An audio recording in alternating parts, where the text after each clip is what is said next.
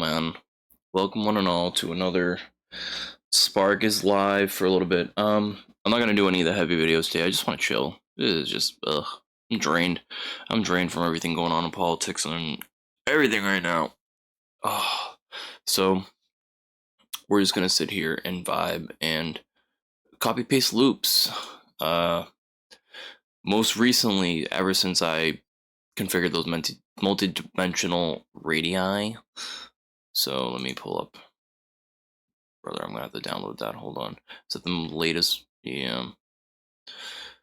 I'll just pull up this. Alright, cool. Also a little vibe check on it. So, been updating this whole ass thing. I know it always starts like that. Here. This is, I should just always have it start at the 2D, not the 3D, but whatever. So we have our little engine, and at least most recently, I mean, besides all the stuff we already have that's been the same all the way up to here, the Truden panel has been the heaviest connection throughout the entire model. And this is where you're going to mostly see where literally all the identities from this geometric relationship emerge from.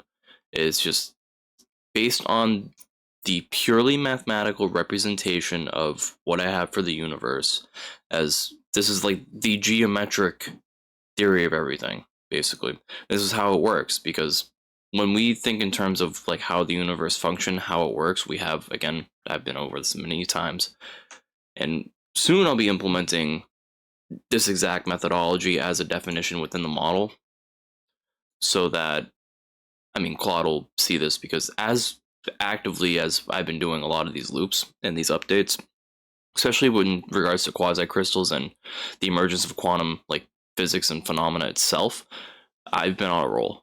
And most of it is because this geometric relationship, I mean, the silver ratio and the golden ratio both naturally emerge from it. And that's the key thing. That's literally, I mean, those are the defining aspects mathematically of emergence, divergence, just of everything. Just, it's found in the Lorentz factor when it comes to time dilation. It's found in quasi-crystal relationships and structures. It's found in spectrum analysis. When it comes to light, it's found in genuinely like everything. I mean, just the Fibonacci principle in of itself can be derived from this framework. It's crazy, and that all has to do with just the substitution jutsu that I have. And not even jutsu, it's genuinely derived from the geometric relationships within this whole framework, where you can have the box. And I mean, representatively, going all the way back to even the fundamentals of the cosmic consciousness theory, that whole aspect was in terms of defining reality, defining the universe, defining genuinely everything. As, I mean, because of these relationships that exist, and I'll go over it again here, the whole principle and idea is, regardless of these boxes, well, not the boxes, the circles. The circles is just essentially, you can imagine everything that matters within the universe in terms of like literally matter, like anything with mass attached to it that isn't free energy out in the field, traveling throughout the field, like through photons, basically. And well, photons, like when it comes to gamma radiation, all sorts of other types of radiation that do not have mass attached to them, it's photons. That's the photon field that is basically being excited. I don't want to say that we're necessarily releasing photons anymore. I mean, this also has to do with the emergence of phasons in regards to quasi-crystal relationships, a bunch of other aspects of the internal geometry of this system that just relate to, I mean, all these individual papers between like 1901 or the early 1900s to now, or within the last like 20 years, when it comes to advancements in mathematical analysis and different aspects of mathematics that revolve around the silver ratio and the golden ratio. So that's why, I mean, essentially this is a way of focusing, I mean, mathematically and geometrically, conservation, that fundamental property, as well as just interactive relationships at a singular point, through a singularity. And because of that, this is what can prove the existence of emergent and divergent properties through convergence. Because what converges, what shifts from this area that exists, that matters, into this area over here, as things go from attached, like the energy that's attached to mass, is distributed throughout the photon field, thus making space, or the ether, or whatever you want to call it, either. It has to do with quasi-crystal emergence of space itself, in structure and dimensionality, adding dimension to space itself, essentially. Now, that dimensional number maximum, I don't know what that is looking like yet. For the model, I did expand like greatly the range in terms of like its timekeeping capability, because this is a clock in all nature of what a clock is. I extended the I factor in the entire model to the maximum amount of calculable digits for JavaScript, which would be a exponential of 308. And that's multiplied already by as the intensity of the inverse square power law, but the photonic shell measurement, basically without mass, the fastest flow that you could ever have in the universe, because, I mean, the speed limit of the universe is the speed of light. We know this. This is the fundamental fact. Whether the speed of light shifts over time throughout space, we're still figuring that out, because we've only existed for, I mean, a few thousand years compared to billions and billions and billions of years. So, and what was it, like 20, 30 billion years old the universe is? Something like that. It's not like too outrageously old, but it also doesn't have that long of a lifespan either. As, I mean, the space is expanding, everything's becoming even more and more localized within the system itself, but we're all rotating in a giant tumbler, so the more little particles and little things that exist, then the more possibility for interactions between different systems, and it's gonna speed up even further as time goes on when it comes to the expansion, because everything's gonna interact faster and faster. We're most likely at the other end of the exponential already in terms of where we exist in the universe, on the timeline in the universe. But in regards to your life, my kids' lives, your grandkids' lives, it's fine. It's fine. We really have to focus on the planet more than anything right now, in the atmosphere, and really getting over ourselves when it comes to all the issues geopolitically and stuff before we end up nuking each other to death. Oh, shit. But anyways, digress greatly, because, I mean, it all matters. It really does.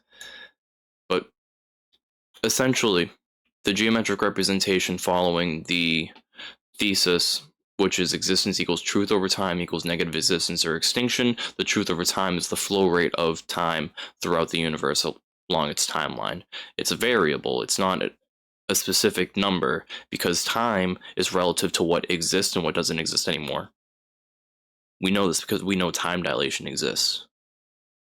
It's a phenomena that is measurable. It's real. It's calculated. It's the Lorentz factor.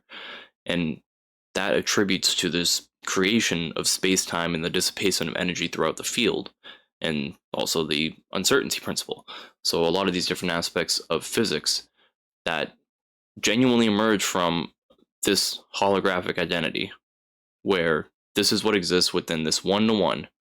And how I design this is a statistical framework measurement of the system. And the weird thing about it, when it comes to like the area of a square, that's side length 1, or 2a in this case, as we know that this length is a plus a equals 2a. Side length a plus a is 1. At least that's the maximum possible. Area, the area would equal 1 times 1, 1. Times that by 100, that's 100%. This is the Big Bang.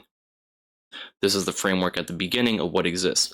This represents what can exist in a 2D representation. This is one dimension of what actually does exist, of realization.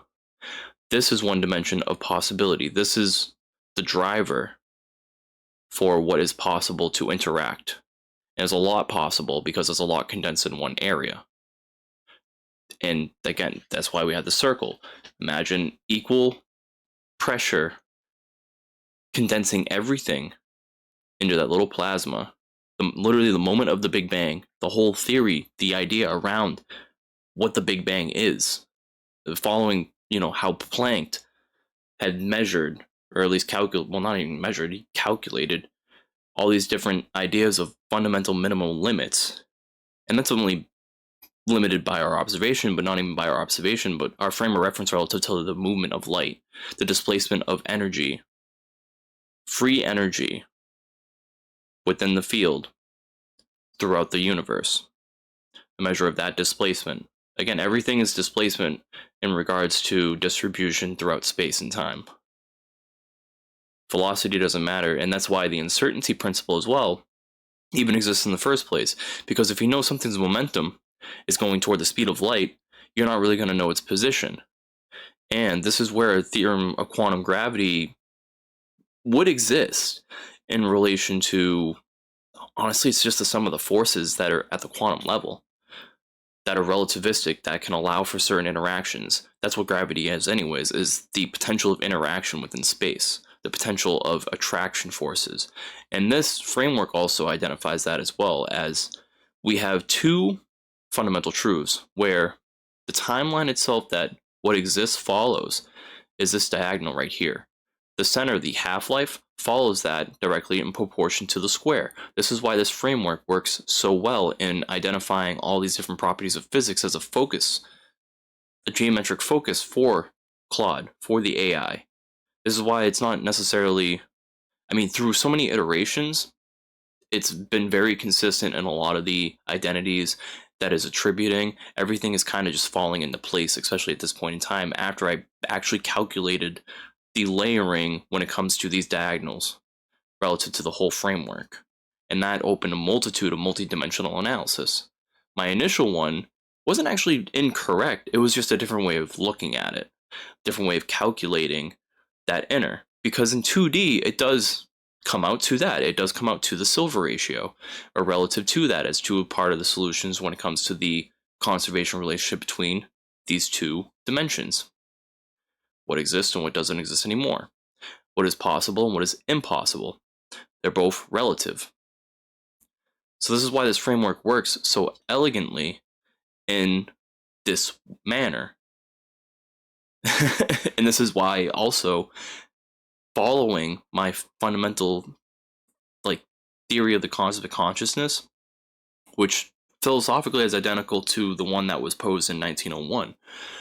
So, but I came to it through completely different means without even reading or even knowing about the whole idea. Even in the name itself, I came up with the name on my own without even knowing that, and then Googled it after the fact and discovered that, oh, this theory exists in a philosophical way. Didn't read into it that much until recently. And then I'm like, oh, it's like almost the exact same thing as what I posed, except I'm going about it from a different way, from a mathematical geometric perspective rather than just a purely philosophical perspective. It started philosophical, but now it's a lot more than that, clearly, because this is a 5 megabyte model and it has relativity to so many different aspects of physics and mathematics.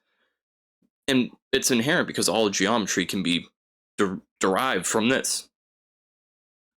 All polygons, all polytopes, all everything can be derived from this relationship. Now again, going back to the two main relationships in these timelines, we have y equals x. We have y equals negative x. Now the third possible one would be negative y equals x.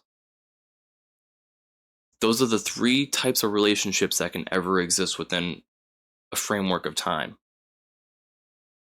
And this follows the forms of action, that whole identity under the initial thesis, initial equation, existence equals truth over time equals negative is existence or extinction, as the description and the pathway of time itself because it genuinely explains the directionality of time from one way to another, somewhat.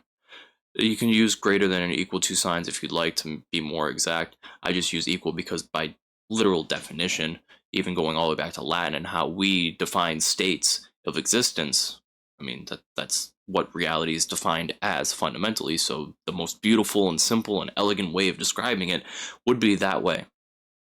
And what determines that flow is what's possible, which is either an initial action, like just a purely out of nowhere action, even though everything is relative. That's technically not really possible, but it just depends on your perspective, the time that that action is observed, and what can be understood, which is, again, we're talking about cosmic consciousness. It's all about perspective and awareness of what exists and what doesn't exist. So we have initial action, because something has to start getting things moving. That would be the Big Bang in perspective of the universe. To reaction, which is the chain that follows, the butterfly effect, the fact that what can happen will happen, what is possible, what was likely to happen, probability, all of those things stem from the reaction and also non-action duality. Because either something reacts or it doesn't react. That's it. That's what those states, y equals x, negative y equals x, or x equals, or negative x equals y, those three relationships can kind of exist as equals or opposites within this geometric framework in terms of time. Now, why am I saying that? Because this singularity, this is zero. And during the movement of this framework, the relationship that drives, we have simultaneity between these two dimensions here of what exists and what's possible. And then these two dimensions here of what's not possible anymore and what doesn't exist anymore. What's extinct, what's making up space itself, what's distributed throughout the field. Both of those are happening at the same time. Therefore, x equals y, negative y equals negative x. This is occurring at the same time. The two attractive, and this is also kind of a mathematical, philosophical way of thinking of entropy, a lower state and a negative value. This negative time is history itself. This is what used to be. This is what's constantly being fed while this is being used up, while time is being used up. Time is not something that is running infinitely between universes. It's what's dictating each iteration's lifespan. And it depends solely on what exists. That is just a fundamental truth of fact. And in this framework with the 1-to-1 ratio, we can mathematically and statistically start to measure, metaphorically, the entire universe. Not even just that, everything within it. And so with some of these relationships where we go down to diverging dimension, emerging dimension, extra dimensional, so extra dimensions being created, which is furtherance of space, or what's not possible anymore because we can't combine space back into what it used to be. We can't interact with space. There's no interaction potential. Quantum tunneling exists for a reason. That's the limiting factor. That's what's not allowing space to interact with us because of, again, the uncertainty principle. Because things at that level of mass interaction depend on the Higgs field interaction. And if it can't interact with the Higgs field properly, it's not going to be able to interact with us. The only way that energy, free energy itself, can interact with us is by reflecting off of us and then transferring its energy through thermodynamic excitation. So, and that's, again, divergent emergent property. Diverges the reflection, emerges the energy throughout the body that it's affecting. That's it. That's the only way energy can affect us through space. We can't touch space, we can't do shit, even though it's touching us all the time. It's going through us all the time. Neutrinos are passing through us all the time. And those have a very limited interaction potential with us as well. Those contribute to the whole quantum gravity gravity itself. That displacement relationship between celestial beings, stars, more so because those are the ones that are actively throwing out billions of neutrinos throughout the entire universe from the center of their solar systems or their systems, and that displacement has a stronger gravitational potential effect on the smaller masses, as well as, the general ratio that exists. But there's obviously a reason why the gravitational constant is like such an odd, weird number, and it has to do with these sorts of divergence relationships mathematically relative to the mass in Higgs field, which is what I'm still trying to connect, or at least try to find that connection in such a way that we can truly measure, neutrino decay and its potential interactions with, what's around it. But ultimately, even though neutrinos aren't really touching us or affecting us, they're still displacing through us. They're still adding into space because they do dissipate eventually into the field. They don't last forever. The decay is very quick. And so that energy has to go somewhere, and it just contributes to space. That's why, partially why, not completely why, there's a bunch of other different forces connected to that expulsion of little particles of mass, but in shells. That's why the inverse square power law also could maybe potentially work with neutrino measurements in such a way, but we have to be able to incorporate mass measurements and the phasing interactions due to the speed that they go to relative to their mass, and the effects of that mass being shaped by what's already existing in the field, free in the field, because we still have free atoms in the field of space. We still have like a couple of hydrogen atoms per, I don't know, lattice block. That measurement, I don't exactly know. I think it was like a few nanometers. I don't know. I don't know what the. No, it was, I think, every 3 meters cube, basically, in space. There's like a few hydrogen atoms and oxygen and other atoms, nitrogen, like just random free atoms that are, they can exist in space. They're frozen because it's so freaking cold, but they can still exist in space, whether it's super solids or hyperliquids or whatever, fucking condensates or just free atoms. Like that doesn't matter. I mean, biology, like us, which needs oxygen to survive, when we can't survive in space because it's not it's not dense enough. It's not going into our lungs, and one little atom's not gonna do much.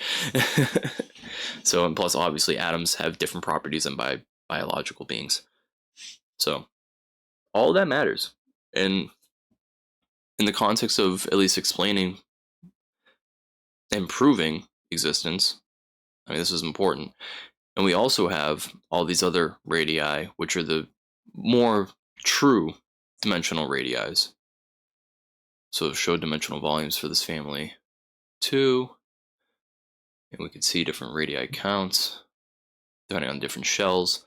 They're all tied to the end slider, so we go with this. This always defaults to 1, but if I go to 2,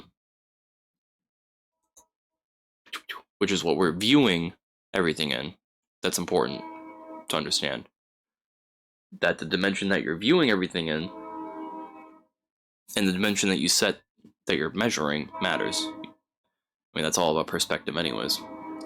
So, we have the nested radii, interdimensional radii. There's a bunch of different families that I calculated just from these relationships alone, and some substitution into where the dimensional variables can exist. And also there's even a way of kind of rederiving the Riemann zeta function in terms of this relationship, this multi-dimensional relationship, using k and m as a factor instead of n over 2 as a dimensional. Basically, what I'm theorizing as a dimensional comparison. Naturally, for the Riemann zeta hypothesis, or the function itself, it's 1 over n to the power of s, I believe. No, 1 over 2 to the power of n. So it's one or the other. Hold on. I keep forgetting. Riemann zeta function, where what sigma equals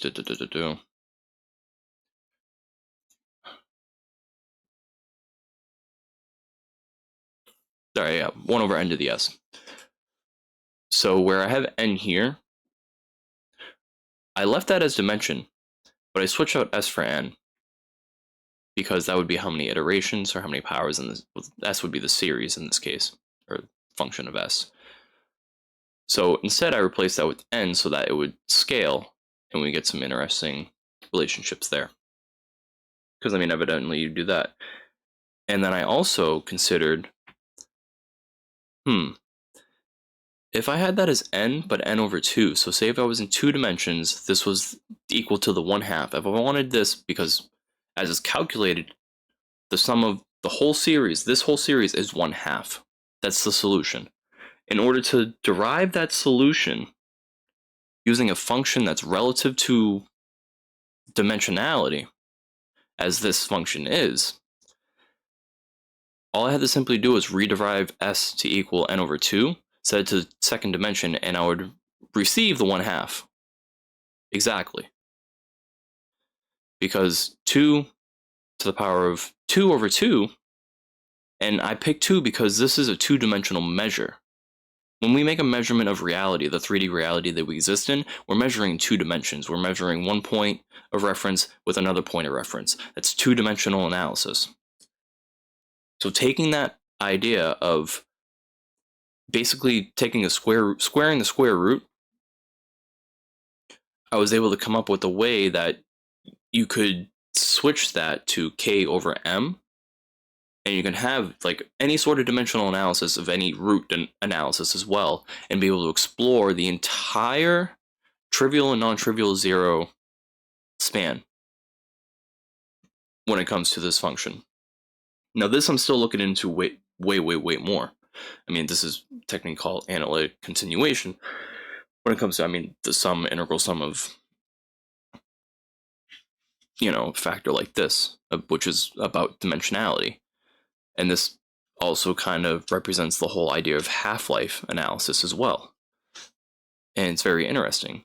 But the series only converges when the real part of S is greater than 1. With that dimensional analysis, I can actually switch that with k and m to less than 1, to decimal points, and all these other factors.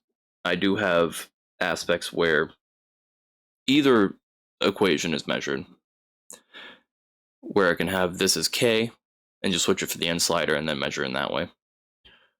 Or I can have the k over m and switch, I believe, either one of them to meet with the n slider, and then I can check whether a square that's less than 1 or a root that's less than 1 has any effect on this number, and I can explore all that.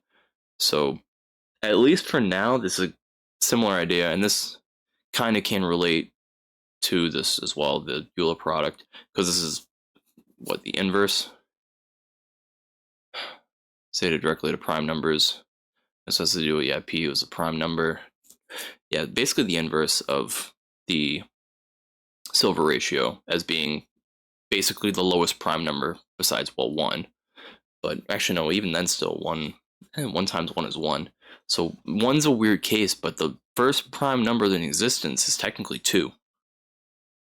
And it has to be prime because it has to be a comparison of dimension in some way, shape, or form. So currently I'm exploring dimensionality, and this is backtracking to stuff that already exists, but the Jacobian matrix formula, and exploring dimensionality aspects of quasi-crystal relationships, etc., and a bunch of other shit. There's a lot of stuff. There's a lot that I still need to learn, but there's a lot of good ideas and good measurements here to look at. The real measurements and the real coincidences that are being made between this whole geometric foundation, this whole idea, this whole framework, with all of math and physics and like everything. Because this is the shape that's been analyzed for quite a bit in the mathematics community, especially when it comes to multidimensional analysis and understanding different dimensions of emergence and divergence, because you can literally calculate the silver ratio and the golden ratio with these relationships.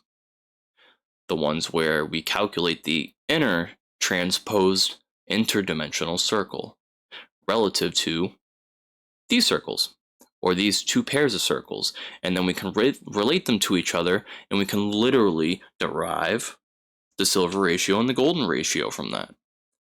That's it. And just through different dimensions, through different iteration formulas, so not just those basic a to the root n minus 1. Now this is where the silver ratio and golden ratio can exist. Switch n to 2, silver ratio. Switch n to 5, you can get a golden ratio. And you have it as well here. I do have the plus or minus because, again, we're exploring all possible dimensions relative to this geometry and the geometric relationships that exist in the system, and deriving everything from there. Some identities as well. There's a bunch of different aspects. So you can see here, yep, n equals 2. You can see here where the silver ratio emerges. Grand sum. Identical. Rapidities. Constitution. Zoom in because it's probably very small on people's screens. Yeah, Schrodinger kinetic energy operator's isolated mass term as well. That can be represented in this geometric model.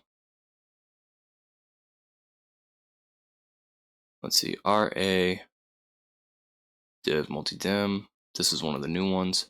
So these are some of the other aspects. This I need to explore a little more because I want to make sure that this actually is calculating. Oh, it's over P, never mind. Oh, I see. So that P is in the, that's a different factor within the relationship. So when I is engaged, I should have some movement here.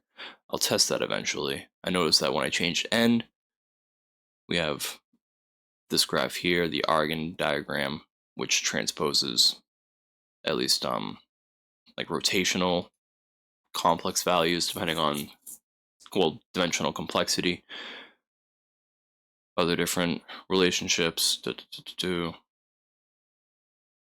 Yeah, the upper dim that I already have, the extra dim sums, the nested ones, so nested the original radii that I derived, replacing that, and then RD. This was the original, like this was the first discovery of the silver ratio through the just analyzing these relationships, and then also doing trigonomic conversions as well, so that I can get rotational values and spin values, basically angular momentum from dimension.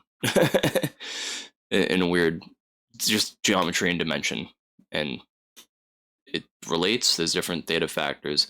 I'm also still making sure that everything's wired and actually like responding correctly within the model, so that when you do these settings and everything else, it's actually like representing the mathematics behind, well, everything that it's describing. Let's see, RA. These are not the new ones. Okay, equals 2, R48. No, these are some of the new ones. Yeah, parallelogram law, which is kind of like used a conservation, but nah. Interesting. Wow. Multi-dim and translational radii. Cool. Yeah, it's literally comparing all these formulas together and exploring literally everything. Wow, it's really cool. Yeah, the multi-dim and the M-dim, those are the new ones that have basically, I wish it laid out the actual formulas up here, like how I typed them, but time dilation's right there, length contraction. Yep, so the relativity, where the Lorentz factor just emerges through this geometry. So it's similar to how Einstein derived it through special relativity. It's just purely mathematical without, I mean, his whole physics thread that he followed and figured it out through that way. I mean, this is a similar philosophy. This whole work that I've been doing is following basically his philosophy of relativity.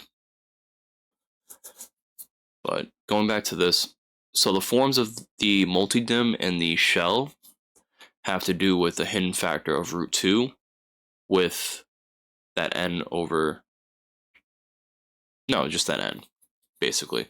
Or you could just do n over 2 times 2.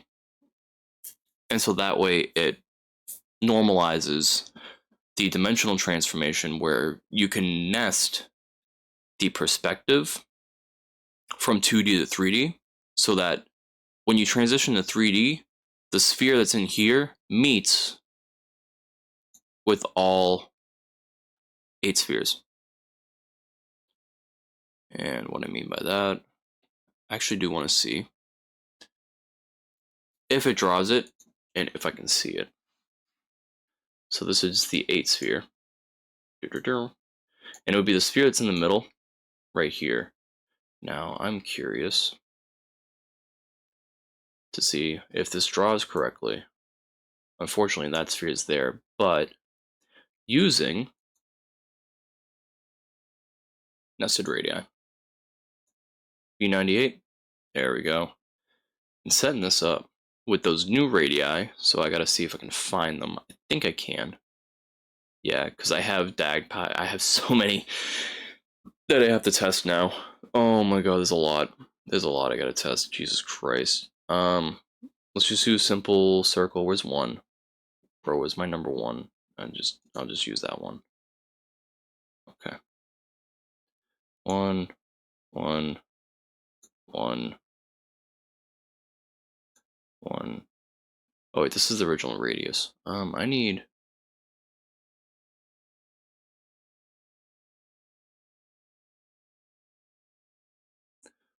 Let me pull up. I need a table of contents for all the radii, which is probably what I'm going to integrate next.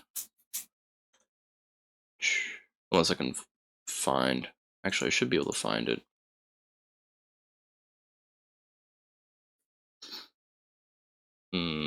Multidim? Maybe not. Maybe it broke. Nope. Big search. Nope. Yeah, it's not going to find the radii. This is just too much for this to freaking look through. Pull that layer on. Yeah, let me go to my key real quick. Does it work through? I want not that. There we go. So this is the repository. This is a little bit better. Explained. Actually, no, never mind. It was n-2. That was the normalization. That was the only way I could normalize it in that case. So, and the reason why I at least substituted this form is because it's related to how the gamma function and of the multidimensional volume and surface area are derived. Because you have a power of n for the volume, you have a power of n-1 for the surface area. If you take the next derivative, it would be n-2 in terms of the radius, because that's what you would get when you derive from volume to radii of any sphere or circle, any rounded shape. And not even just that, but any dimensional analysis of geometry. That's literally the 3 dimensions of geometry by definition. Like, there's no other way to explain that. That's literally math. That's what it is. There's no other way to put it. Math is just a comparison of states. So, or the language of comparison of states. So using, what was it? It is a div. Okay. A div multidim n. This is the one that I want to use. I set it to 2, and then we just get our usual factor here. If I set it to 3, it should normalize, because it's not going to affect the original measurement of the radius, because that's correct. That should be correct because of the x-axis, etc. But it should adjust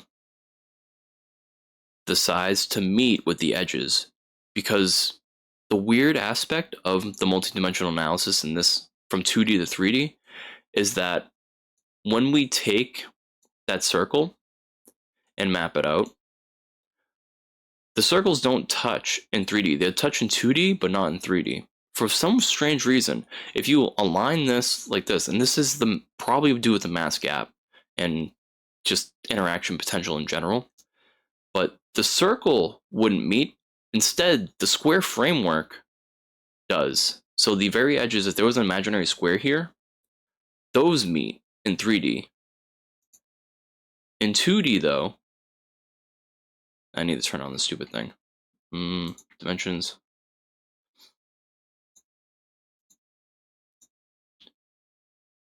Could just do this. Canvas on. Dividend. Yeah. So you see the green circle right there. And then I have it translated in all 4 other dimensions here.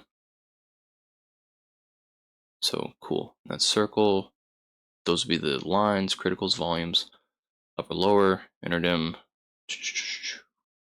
So these are all corrected as well. So I have that there.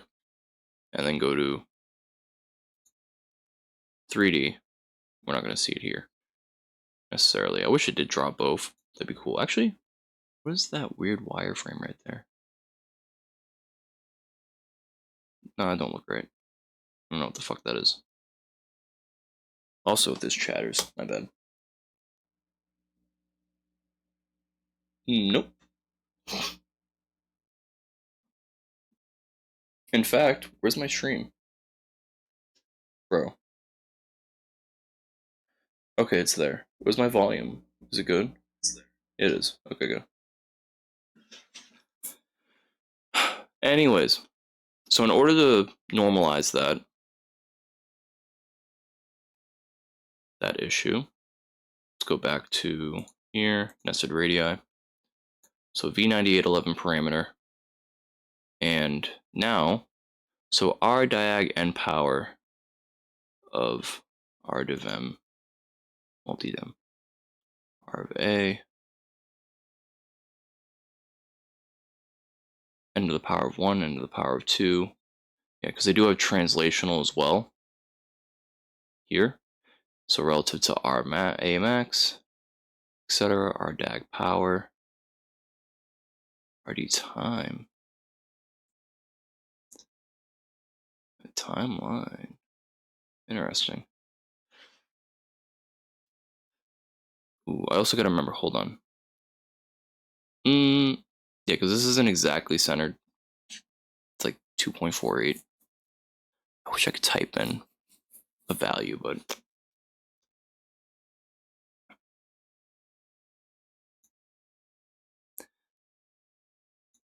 my best way is just get it all the way over on one side and then compare.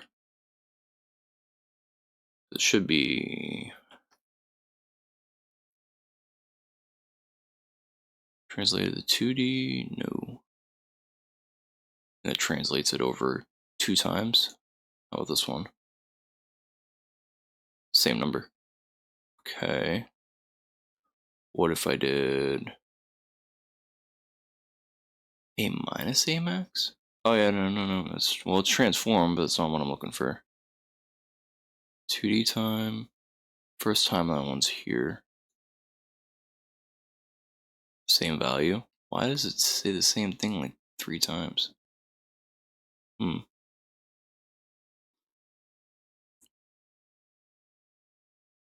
Weird.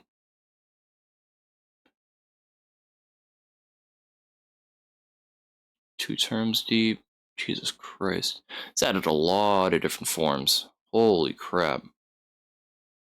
It's added a ton of fucking forms of these radii.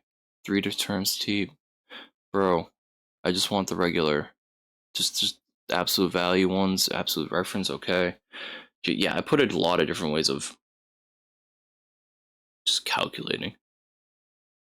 Basically every derivational, mathematical, freaking explanation I could make. Every form possible, all put in here. Where is...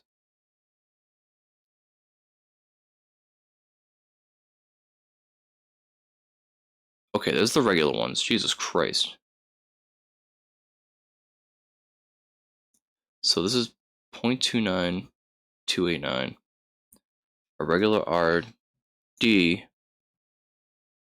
yeah, the 0.20711.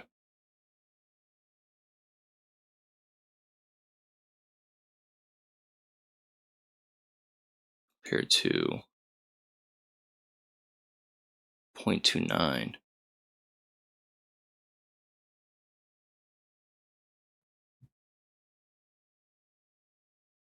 I'm in 2 dimensions. That's weird.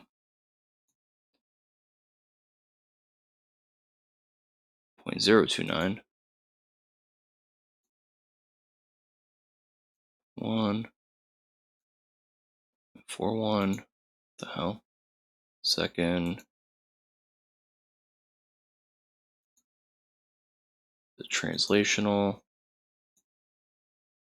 is A max, which would be the same as A.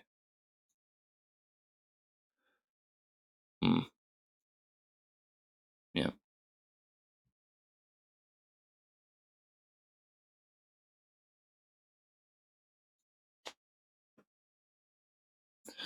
Strange.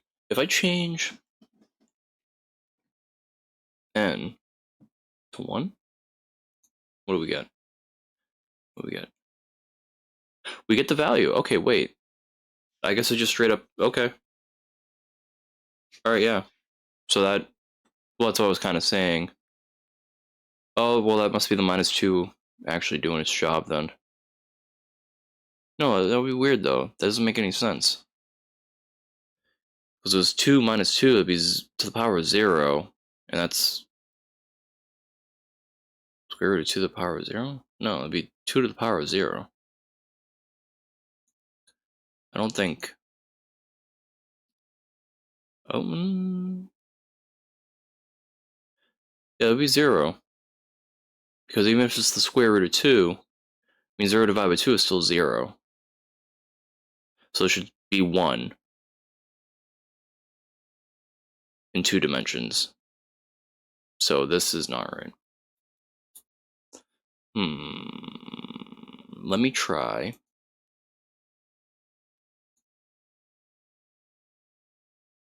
This doesn't seem right. I need to find the right one.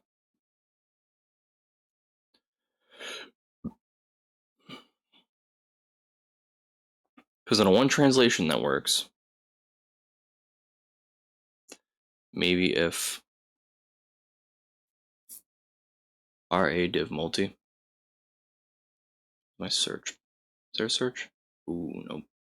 Thought there was a search bar, but nope.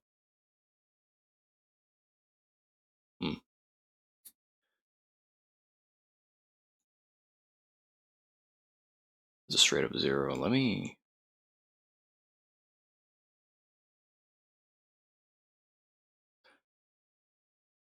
That would work in that term. Let me see if that actually works then. Hold on. If I get the value back at 2. No. I get a value though, so it does calculate something. Oh my god. I wish it just gave me the fucking formulas instead of trying to copy my shorthand like this. Didn't really apply it exactly how it should. This should translate though, technically. Because it's multiplied by another power root 2, but.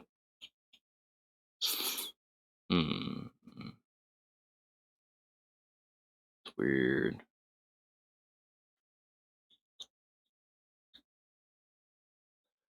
Let me try maybe the shell version. Maybe that'll translate properly.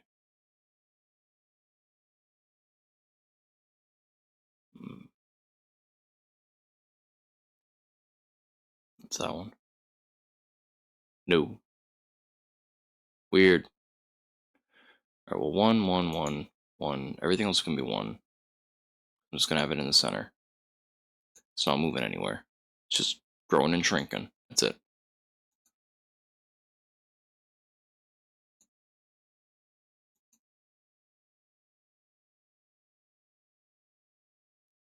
So show wireframe.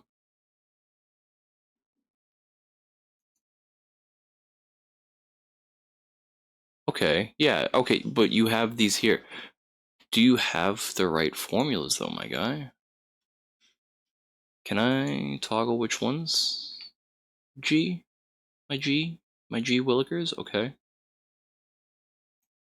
Strange. So I'm set in 2 dimensions right now.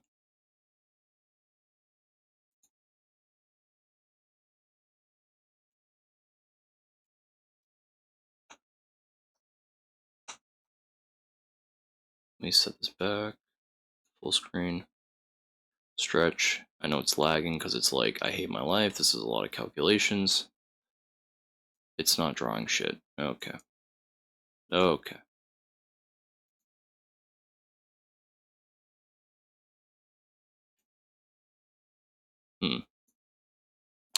That ain't it, Chief. What's going on? Do that. Do that. Brother. Like, I got the circles here. It's not showing this. The canvas activated up here. Yep.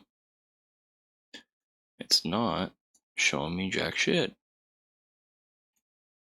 Why? There's a radius.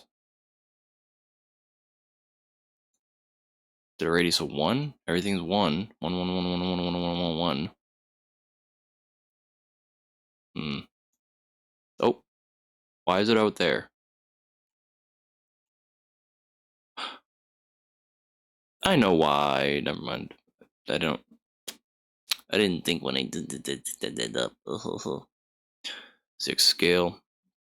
It's the offset.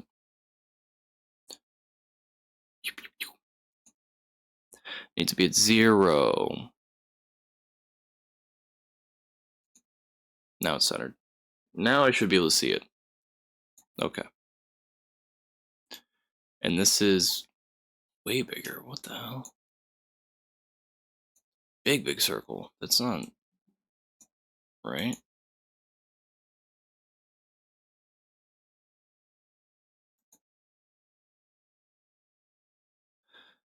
Oh, it's set to 1. Oh, no wonder what's a big circle. Okay, so we got this far. Here's the translation here. And it's still too big. Why is it too big?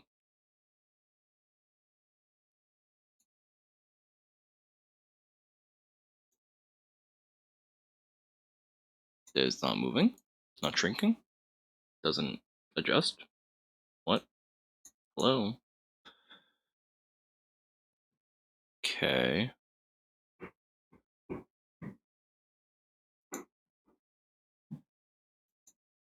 Interesting.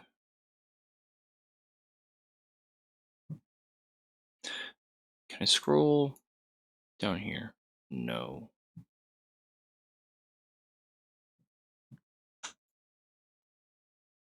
Zoom. Oop. There we go. What the hell? So I need a search bar.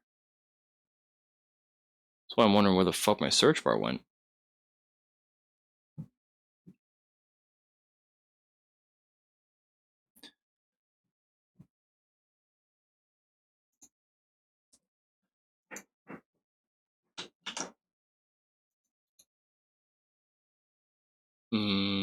Brother.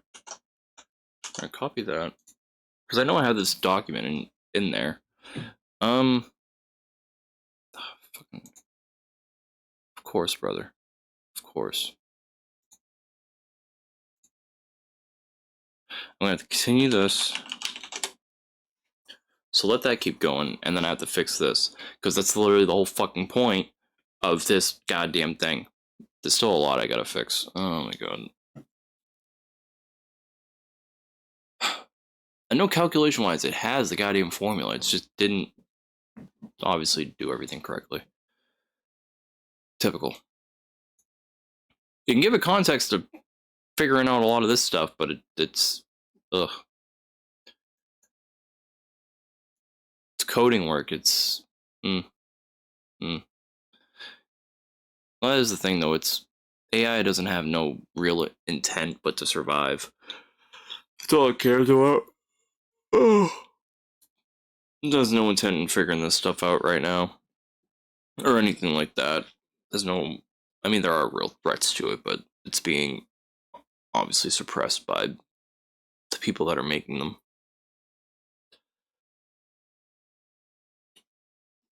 Boo, boo, boo, boo, boo.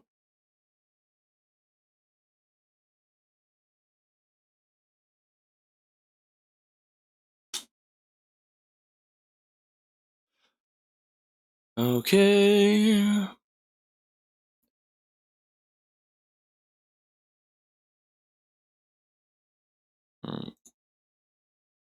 I'm gonna download this. And then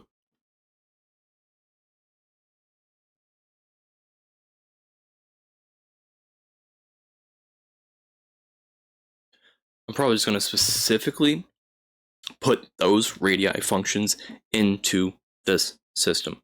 Just specifically, just like how these zeros and ones are in here. Just very specifically. Because, yeah, these formulas don't. It's like saying the same thing over and over again, just kind of slightly different. And it's fucking up my mojo. It's fucking my mojo. It's messing up. It's fucking it up. Can we, like, fix this fucking...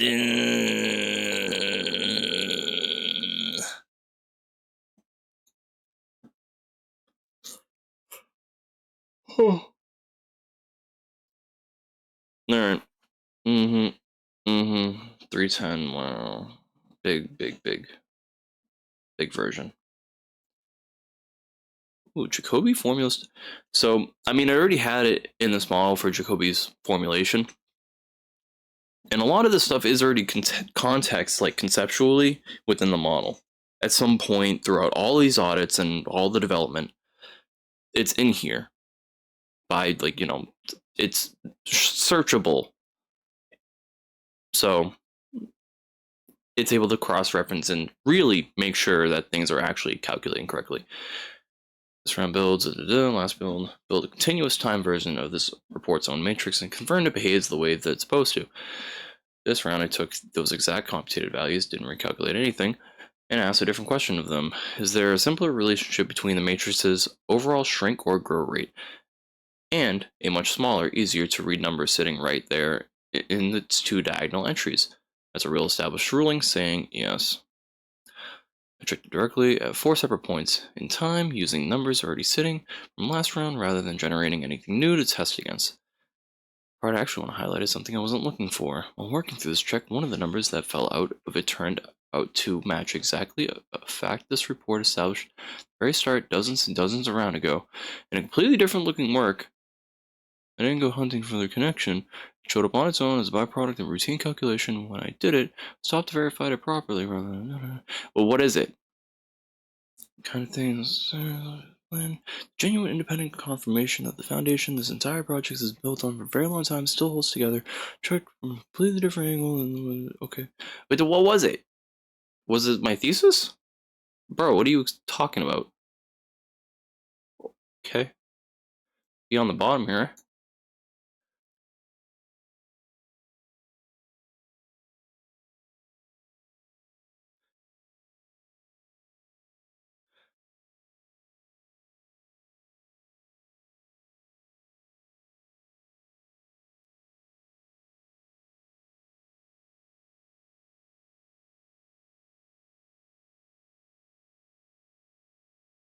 Weird.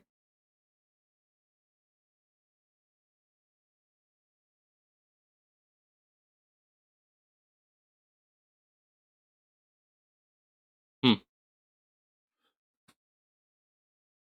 A derivative in a matrix product. Interesting. Okay.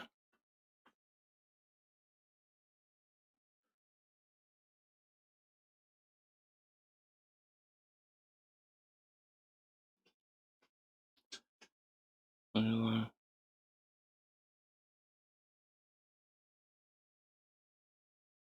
3 parts. So specifically in here.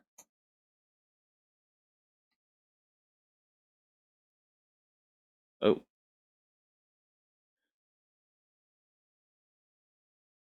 Oh, the Louisville formula. Okay.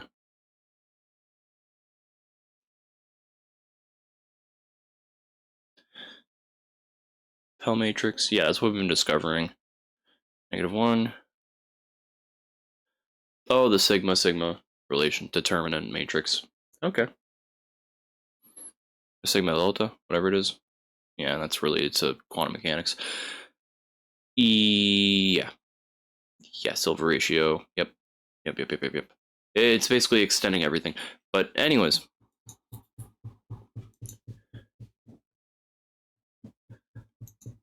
Important. Ensure that each and every one of these radii are available toggles for each iteration.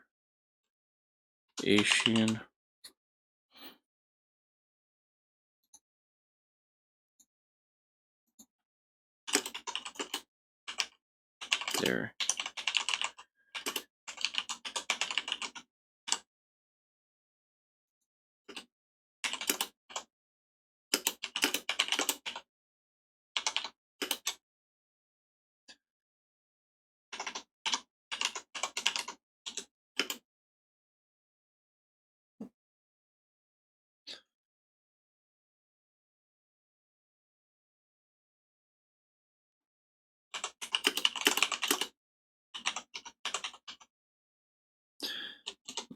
Panel of the nested radii tab.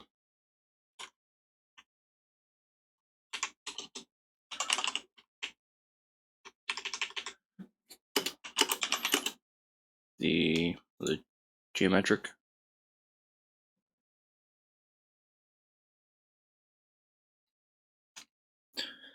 Core geometry section.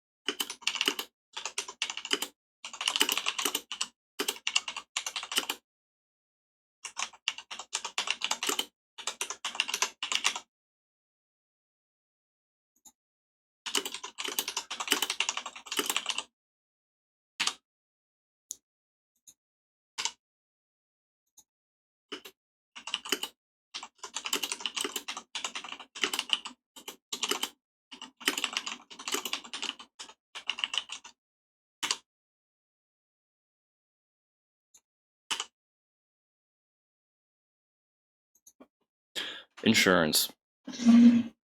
Because I want those in there. Exactly in their form. Because when this model looks at the radii, I want to make sure that it knows what the fuck it's doing. Because these are literally derived from Pythagorean's theorem. Two separate ways of looking at it, whether it's one shifted perspective up and then nesting, or continuously nesting throughout all dimension. Like all dimensions. Like you just change n and it constantly already cuts the shift into an interdimensional radii reference. So even from that r dimension, r divergent,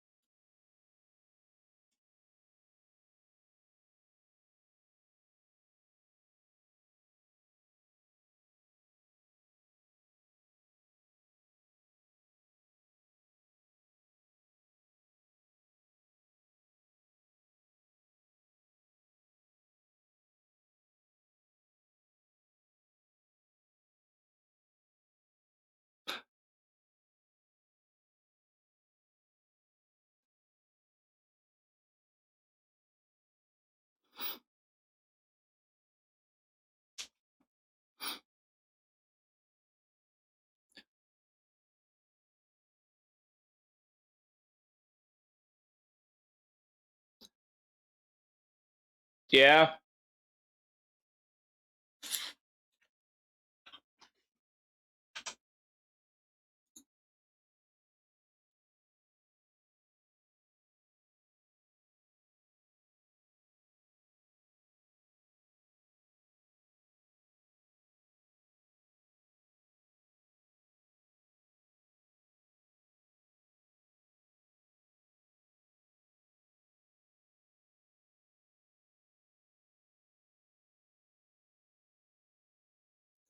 Never mind, I was hearing shit. That's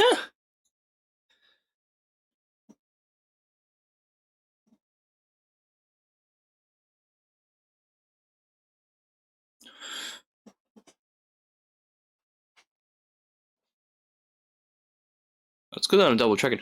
But which ones are the exact like functions?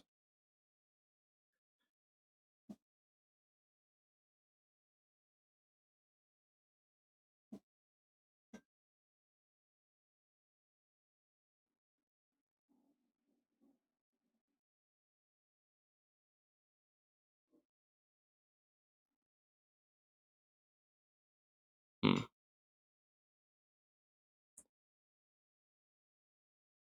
Oh, yeah. Those were not calculating correctly on my end, man. That's weird. That's very weird. Because that just did not seem right. This is why I take times like this to friggin' double check. I know the identities, it definitely had to have been obviously stemming from that. But this is obviously important.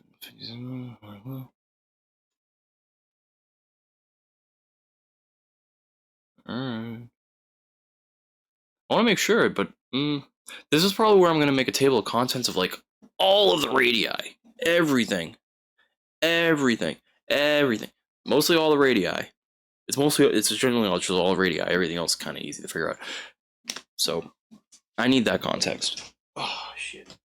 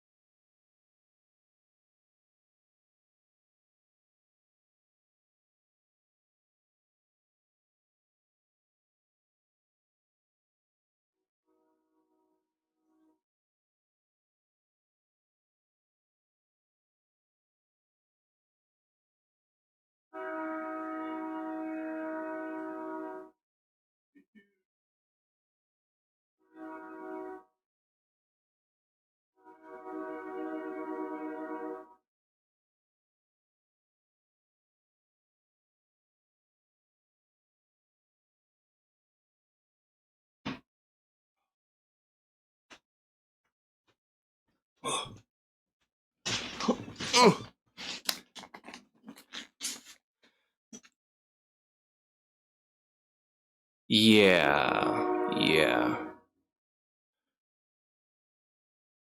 Alright, that's what I thought. That's what I fucking thought. It's not properly. Thank you.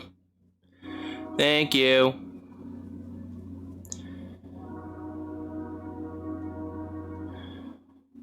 Yeah, do a little better, please. What the fuck?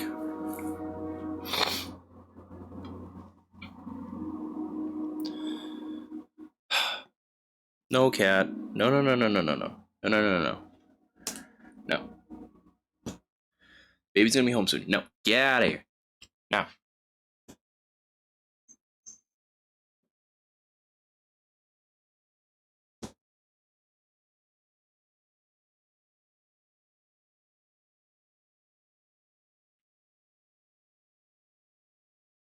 Mm-hmm.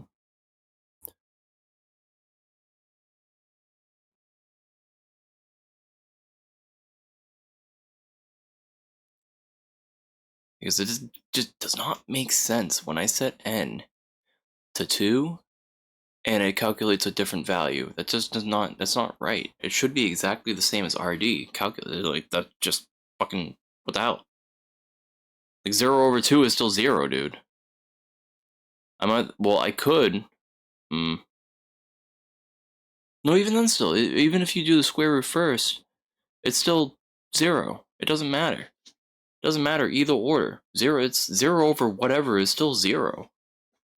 So that order of operations in that special variable doesn't matter. For the hidden variable.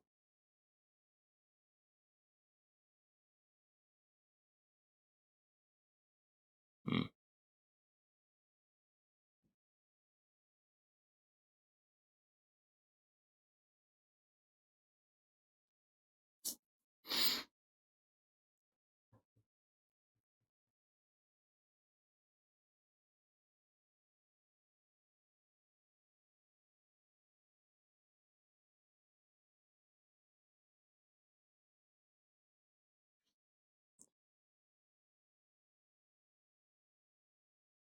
Okay.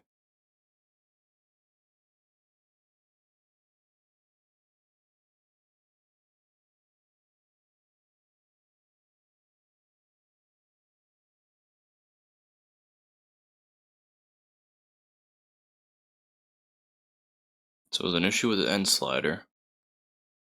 Okay.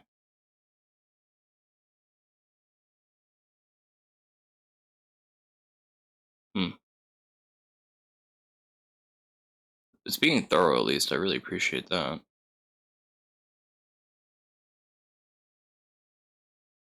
Wait, I don't understand. Because even with the brackets, this is all included here. This is all included into here. So this is separately done. And that's whatever this is multiplied by whatever this is. Because that separated there.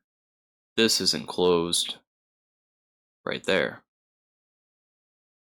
So that makes that order operation solid as well. So if this is 2, power 0, this should be 1. And then be 1 times this, which would be the original radii, which would be the 0.2071.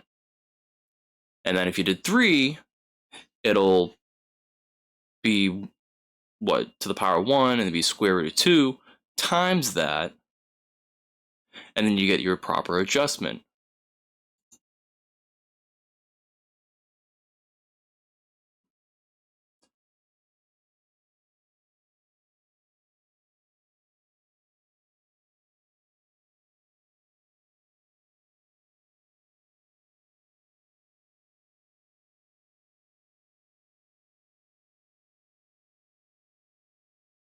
There, this is already there, whatever.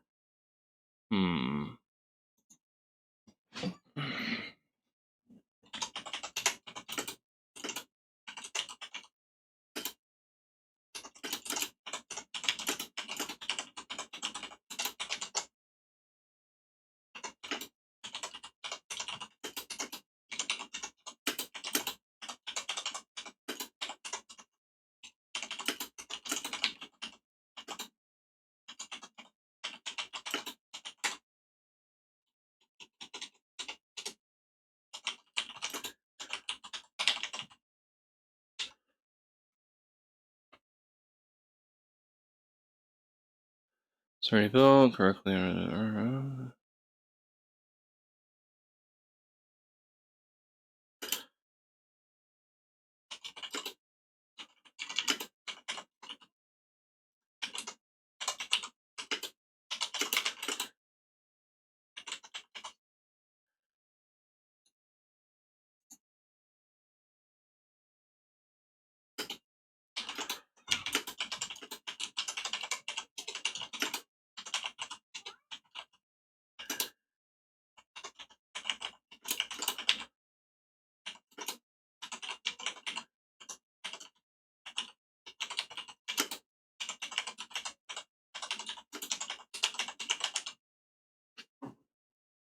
Okay, let's try this.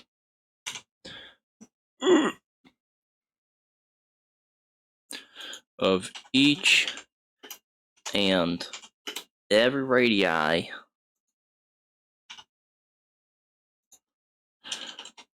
along with their defining functions for both nearest magnitude of the other. Okay, can you figure this out? Can you show me the money? Show me that this is right. Or show me what's wrong, honestly.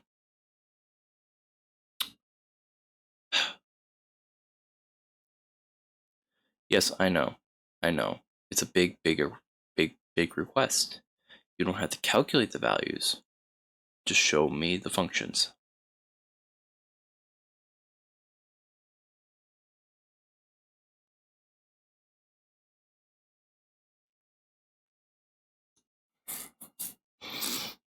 Yeah, I know it's a lot.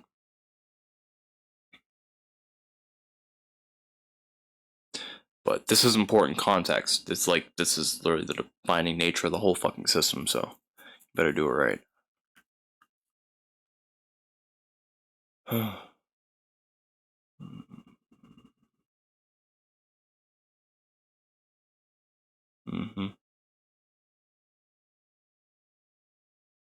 Just trying to find the easy way to do it. Path of least resistance, huh? Oh man. Yeah, just thank you. Thank you. Yep. Pull the metadata, dude. Yep. Oh wow. Yep. Thank you.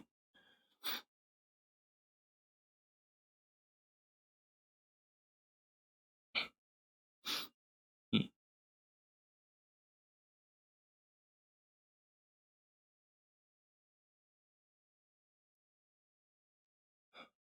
Yes, 'cause I'm very curious.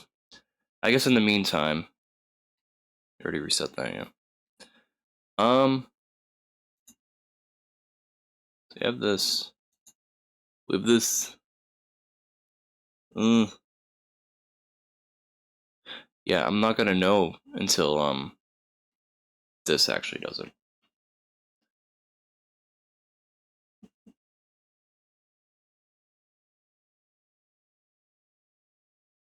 Hmm. Okay. Okay. Okay. Mm-hmm.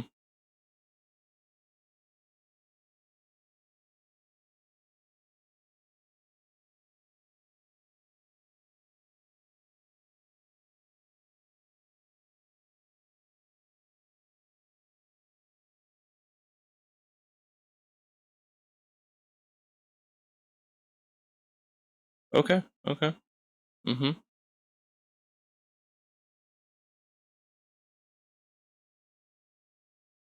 Mm-hmm.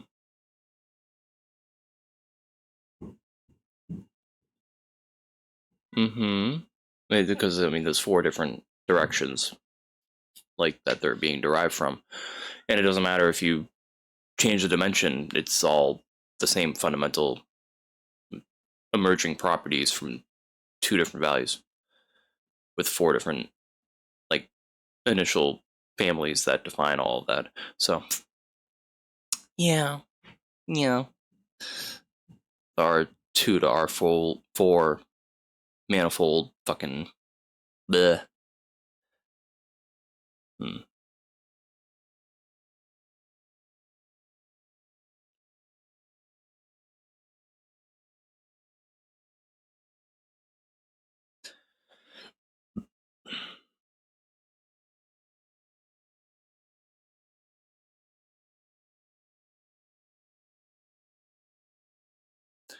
And this would be a good tool for probably anybody that really wants to get into physics or mathematics, really.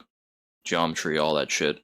All if you want to see how it all just relates and discover things that you probably haven't learned yet, then here, like, this is it's literally that's why it's called Atlas. That's why I'm calling it Atlas because that's kind of what's supposed to do. I mean, a theory of everything is technically an atlas of the universe, so you know, take it as is. It is what it is. There's nobody here. Well, I have no friends. Ain't nobody. Well, make sure you like, follow, sub for more content. Oh man. All right. So what we got? Ooh, categories. It's gonna use up all my fucking session. Oh, this is the last. This is like the last like day or two that I can really do this too. Ah, shit.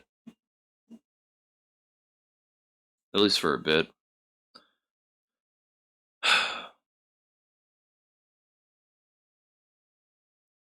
At least hopefully I'll be getting some money soon so I can keep doing this. Oh my god. Keep exploring and adding and expanding. Uh-huh.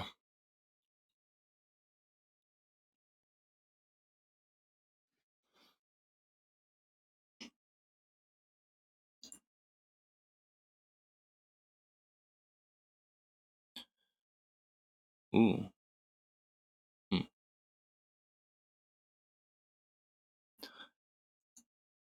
Yeah, because I'm wondering why some of these just don't work. RDAG and power. Or why they're called this instead of like the initial name that I gave it. But whatever. Oh yeah, I need to pause the fucking model actually. Well, if I do this, I wanted to test minimizing that. Whoops. Bro. Bro. Broken. Oh shit. Come on. Come on. Oh my god. Bro.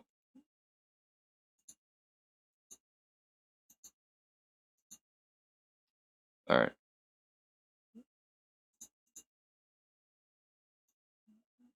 Thank you. Pause. It's very calculation heavy. Alright, so 1. So 2. So 2.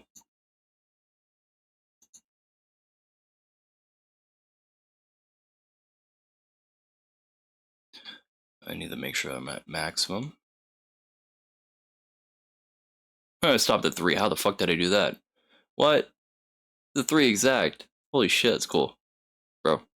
Come on. There you go. Still going. Jesus Christ. Yeah, it's a lot. No, stop. There we go. Yeah, 0.2. That's not right. That's just not right. It's not right. It's not right. Why are you adding dimensions? Or misreading what I put? It's not right. See, I need to find... My best bet is to rename the ones that actually have those formulas, the original 30, as those names. It's the only way I'm going to be able to tell what the fuck's right. And what to actually test. Which is the most frustrating part about most of this, because, I mean, I can't search. I don't know why. Thought I could before, but I guess I got rid of that fucking function. Hurry up. Hurry up.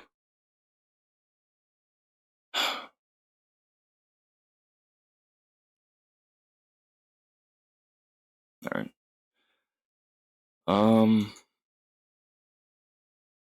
No, doesn't seem right.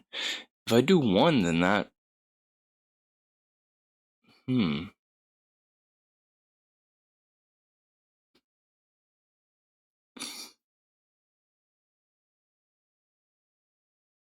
Hmm. 2 minus root 2. It doesn't make sense. Just trying to understand why the fuck it's not deriving.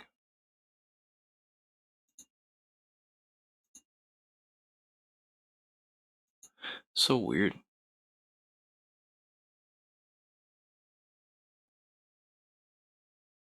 RDAG enter. Wait a minute, this might be it. No, fuck. The hell? It's not it, man. Um,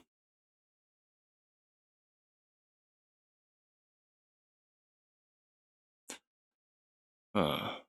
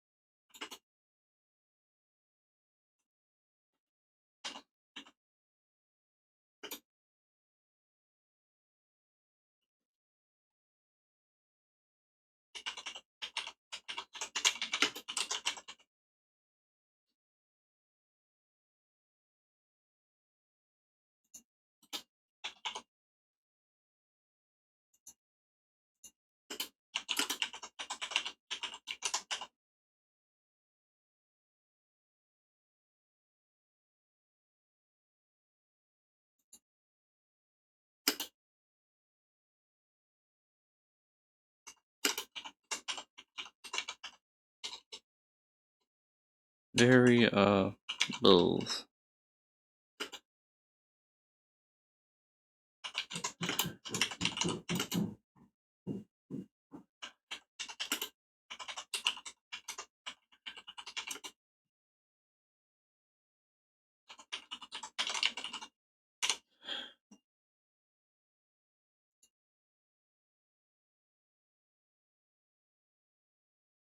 Named as the variable names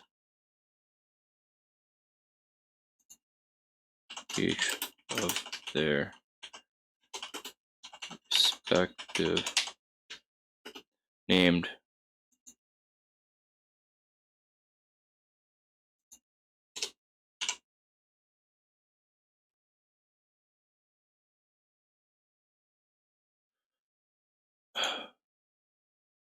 Hey, what do you mean you can't fucking load? What do you fucking mean, B?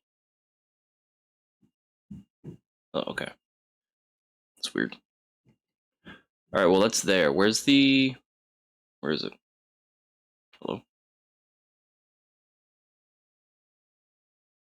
Proof string 3D view. Technology. Where's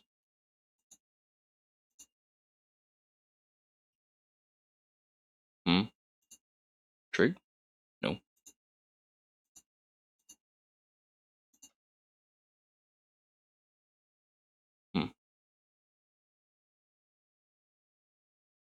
So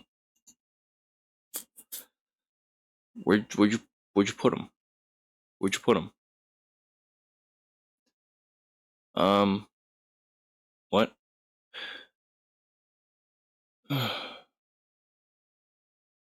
Okay.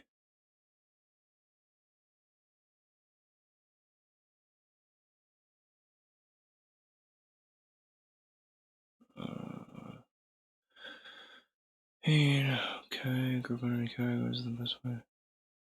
Where'd you put the fucking... Where'd you put it? Don't tell me you put it in the TrueDim. No. No, you didn't. Where'd you put him? Hello?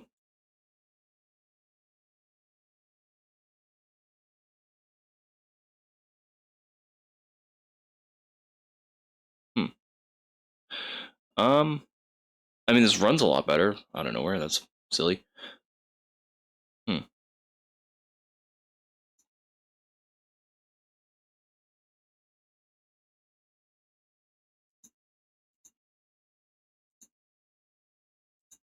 Presets? No. I see that? No.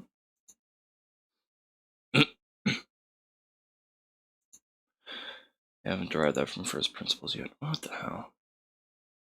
That's what I'm trying to do, is derive the fucking cosmological constant, basically. Is a Fourier transform of that? Brother. Crossroads? No. Discover? New. Ooh.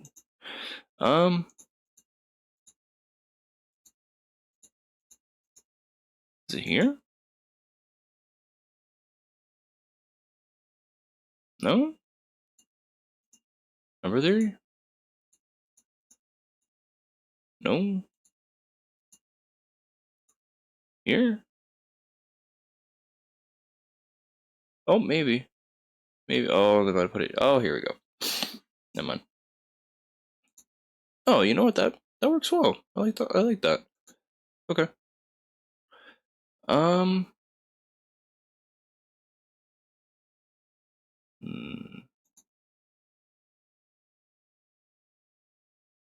Nice. Okay, thank you. Okay, this is better. Better. Any radius above. Moment radius name. Yada yada.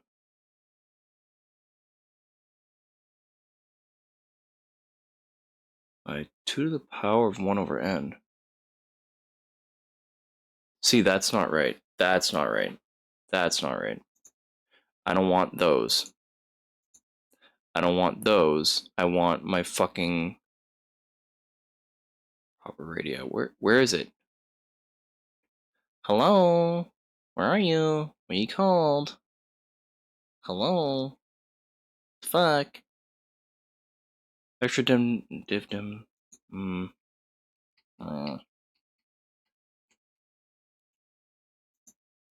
So R of A.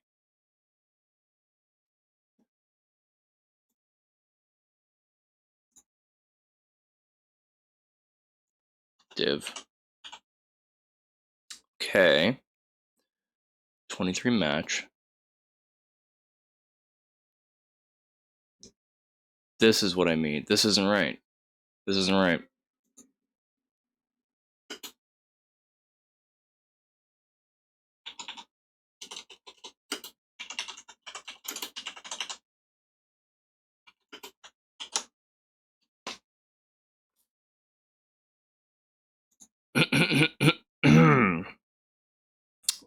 Yeah.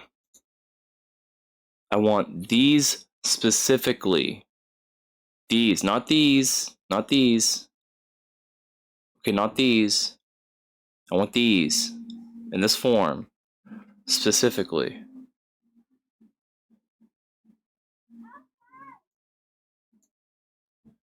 Because that's not right. That's incorrect. RA div.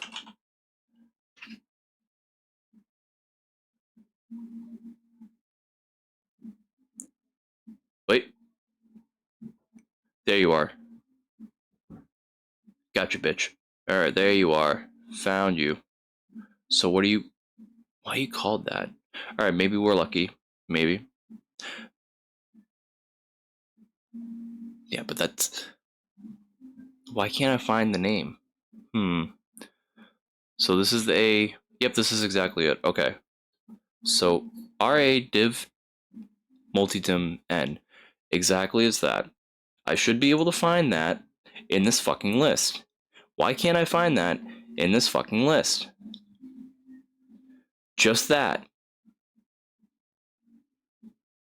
Do I need to pause this again? I think I need to pause this again. That's all I want to compare. So it exists in the right form. It exists somewhere in here. I just can't find it. Are we moving? We are. Pause. There we go. So, yeah, search function wouldn't go amiss here. Not at all. I just need the actual radii itself without any of the extra fill, because that is normalizing it, kind of is in a weird way. It's doing a weird math thing. Times in 2 to the power of 1 over n. That's like literally multiplying by the square root of 2 depending on what dimension. So that explains why it's canceling in a weird way like that. Oh my god. Oddly specific shit, man. Where of all these terms, it's probably gonna be the very end. Absolute value, all these different super interdimensional, very nuanced, very specific, okay. Outer ref, oh my god. Okay, wait. There we go. I'm starting to see what I want to see. Where are you? RA of U, so it's the upper. RA of U, no. Where? That's extra. So it should be R of A. Not extra div dim nest. I don't think it redefined.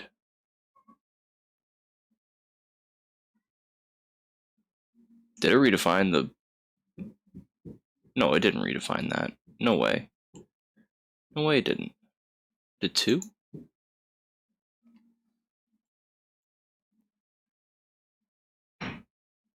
The hell? Why? And why are you telling me what one I selected? The hell? So weird.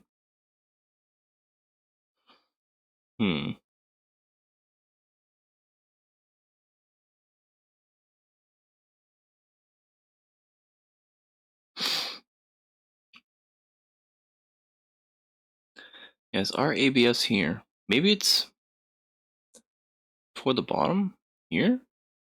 No, our coast.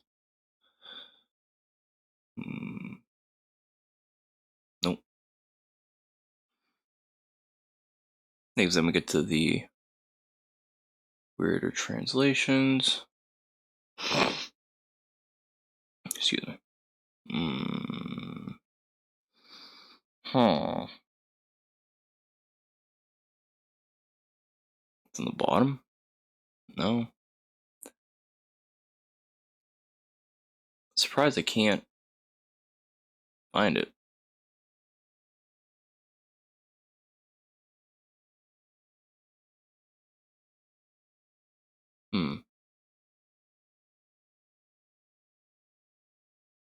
Because literally, you know, already it's this. It's exactly this. Literally this. 0.020711. Oh, well, also the, let me guess the value. Oh.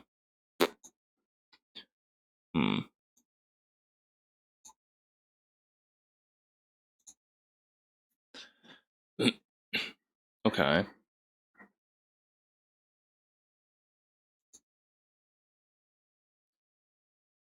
Diagonal power. I mean, that should be the diagonal offset. Like, literally. Should actually, like, draw it.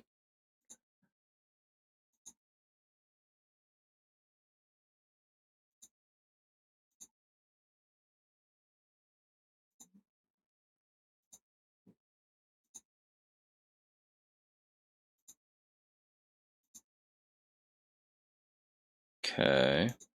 Do that. That option did not work, so I don't know why the fuck it didn't. We'll do the standard circle, all pluses and then all minuses for the offsets. Standard, it wouldn't matter anyways because they're all 0. Okay. Okay, and then we see big purple. Okay. And then if we draw, let's just do wireframes. Okay. Yeah. Hey, there we go. Yeah. Yep. So it does. This is exactly, yep. So even though that one redefines it with a slightly different formula, it's the same calculation. This is exactly what I was trying to prove. See, it meets perfectly in 3 dimensions.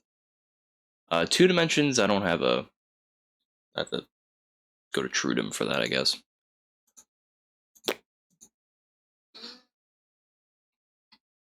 And then that would be the translation in 2D.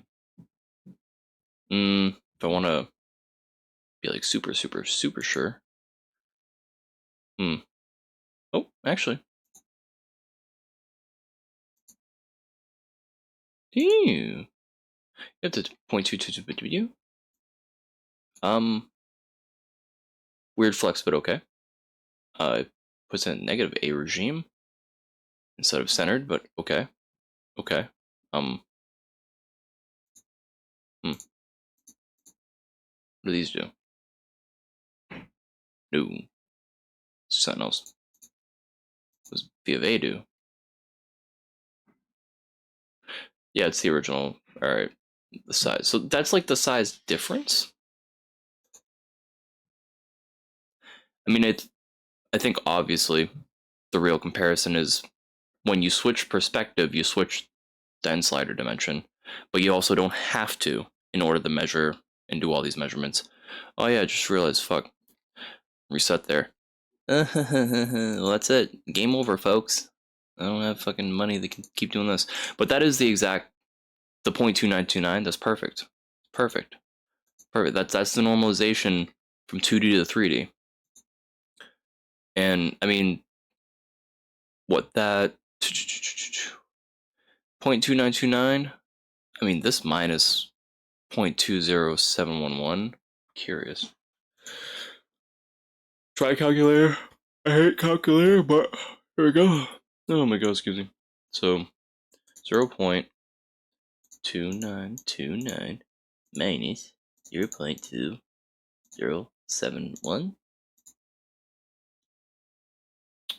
0.0858. Oops. So that's interesting. But it does translate exactly. Like, it's going to follow this in 3D now. No problemo. If I can play it. Play. I probably got to get off the true dimensional screen. And again, it's set at the 2D this time. So it automatically translates to that diagonal for you. And it stays calculating. Follows it perfectly. Awesome. So the proportions there, the dimensionality, the translation, all of it is there. It works. Exactly as, I derived it. So yay. And again, that's the R diagonal N power.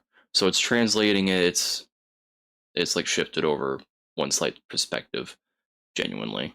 There's a factor of 2 of 1 over N, or 1/2, that's renormalizing from the 2-dimensional aspect.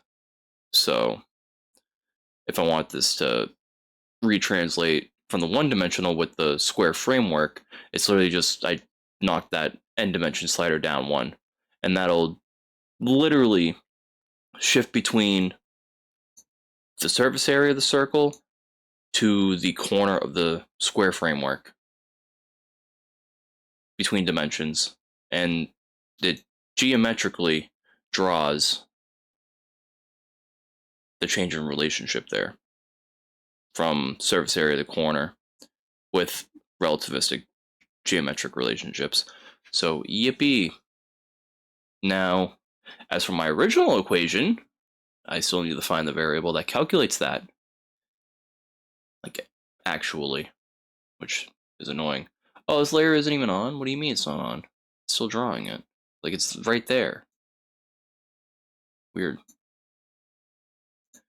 Well, also it's laggy because it's calculating thousands of radius all at once. Hello. There we go. Brother. Ooh. And then if I set to the A minus A max, it would match to the other circles in the bottom there. So all that's set up, it's in there. And everything else that's been calculated so far is relative to that, which is sick.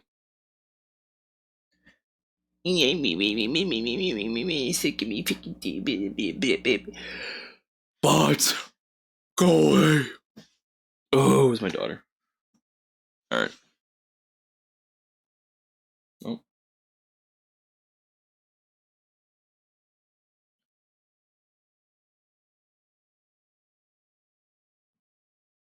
Mm.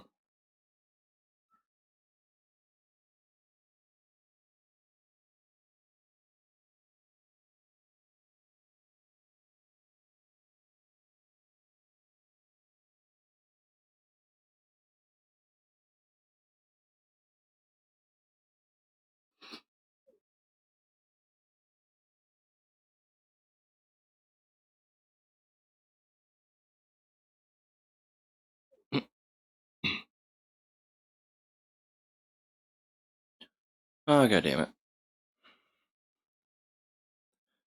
All right, can I? No, stop. Stop. Stop. There we go. There's ways to fix it. There's ways to fix it. So now I really just need to find... Oh, 0.2. Oh yeah, it goes up by 0.5s. 0.5.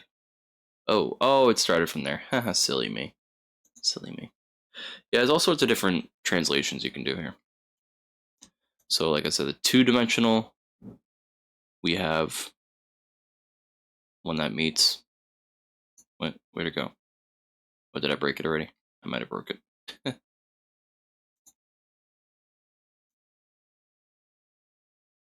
I also need to get off that screen, Jesus Christ. Yeah, let me get off of here. Boop. Circles. Actually, wait, let me test. Can I just do this? No? Oh, okay. It doesn't really save on the lag if I minimize that or collapse the group panel. Interesting. But if I do this, yeah, it's genuinely the calculations. Okay. So the circles still emerging. Nice.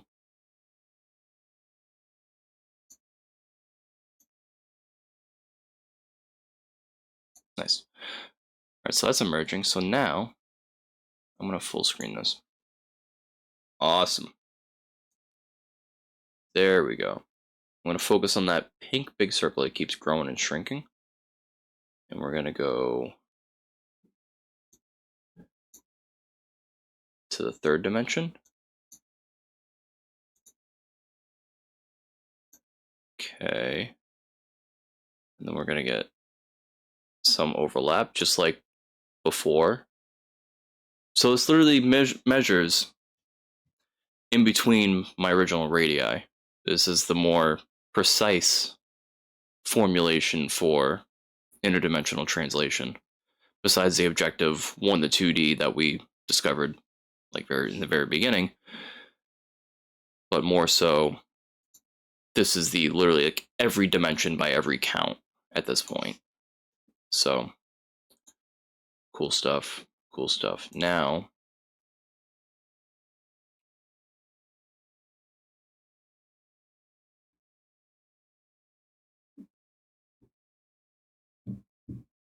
phone's slow.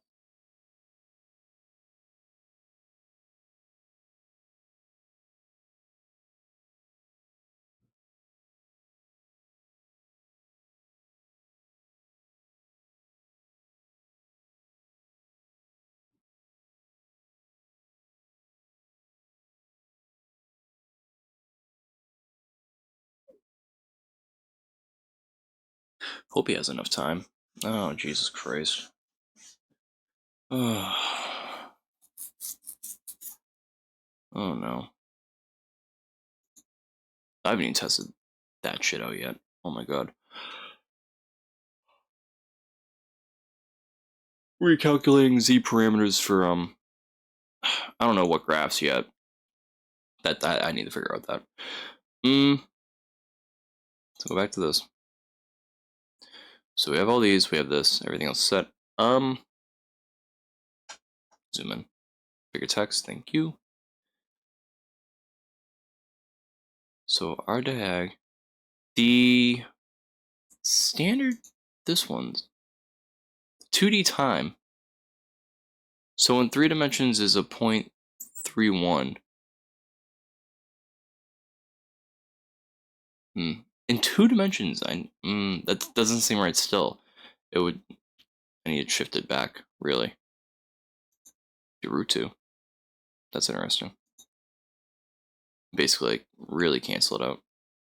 Yes, it's 2. Oh, wait, whoa, hold on. Realizing. Standing here, I realize.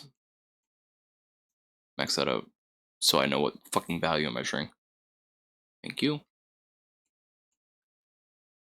Okay, no, it goes back to the... Huh? Oh, it did it. Wait, oh, no, I'm on 2. No, I'm on. Nope. Wrong way of thought. What the hell? So that was the 2D time there. Plus 1 makes it too big.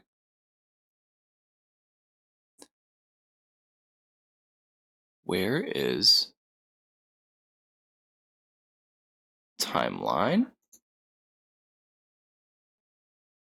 Nope, same fucking issue. I'm on the second dimension and it's calculating with a special factor still. It's not it again either. Yeah, R to the end timeline.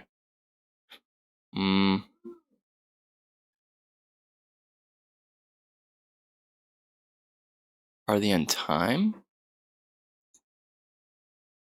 Nope. Still miscalculating that. So it's not that one.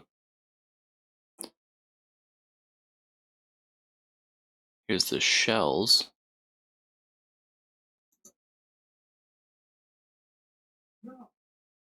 The fuck is that calculating? 0.08579? That's the right one, yeah. So the next translation inward, probably. It's not exactly what I was looking for. Oh.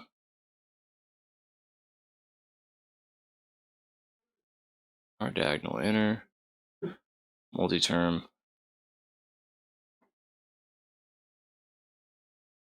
2 terms deep?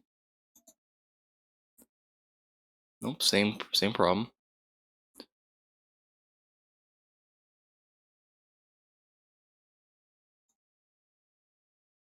Deep inner, that's too deep. Now I get a 0 at 2.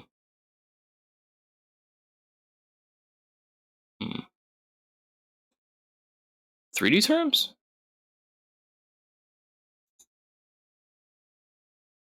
Nope. Yeah, this is the issue I'm having. And I'm probably never going to be able to rectify it properly and show y'all properly exactly the properties that I derived. Of course. At least not for a week or two. Well, we're stuck here for now. I don't understand why I can't just have just the fucking variable name, man. Like, I can search it, it exists, it's in the model. It's an important aspect of the fucking model. ABS?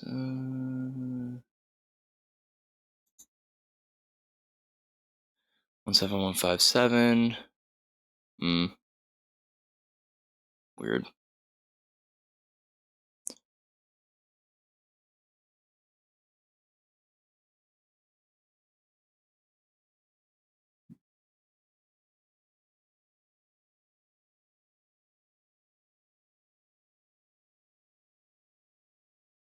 God damn it.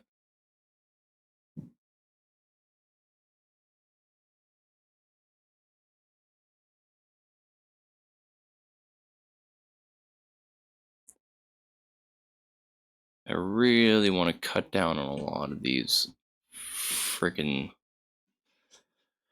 variables.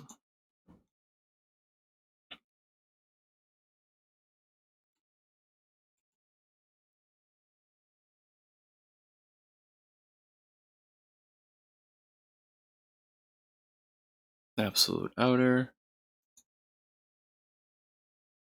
Bulge, yep. So where? I mean, I just looked at all of them. They're not in here. The ones that I'm looking for exactly. Probably don't do that. R extra. And P plus 1. It must have done something to the original names that I'm not understanding yet. Or I'm just reading it wrong. Oh, it's way too big. No, that is not that. The hell? I need a search function in this fucking box, man. I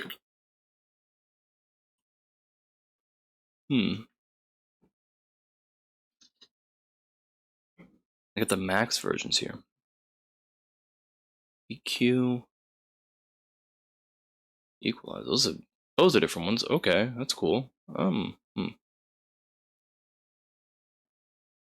I just do a CDVA and then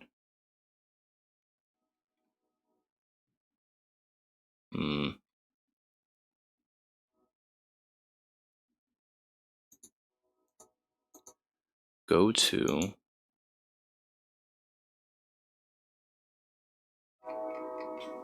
I'll probably go, I think, dimension, not true. Wait. Choo-choo.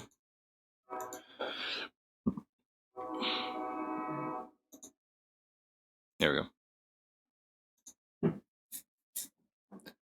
I think this is the general, there we go. So these should have it somewhere.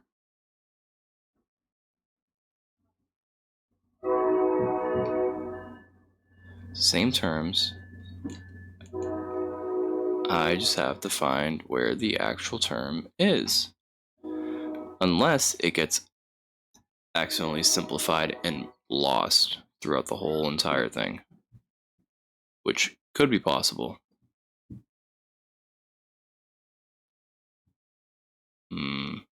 RD event. Okay, here we go. RA, nope, it's right here. Okay, perfect, actually.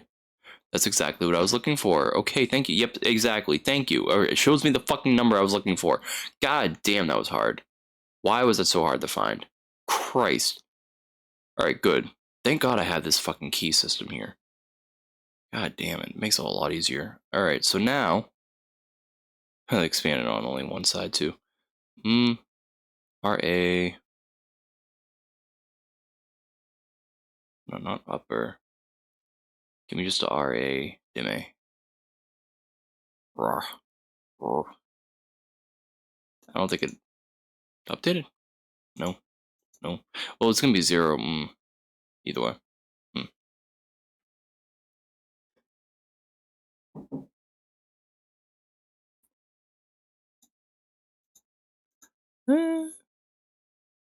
Nest. I mean, should be kind of the same thing.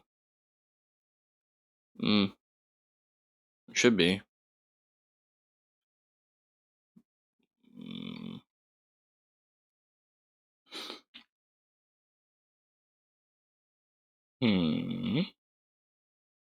Nope.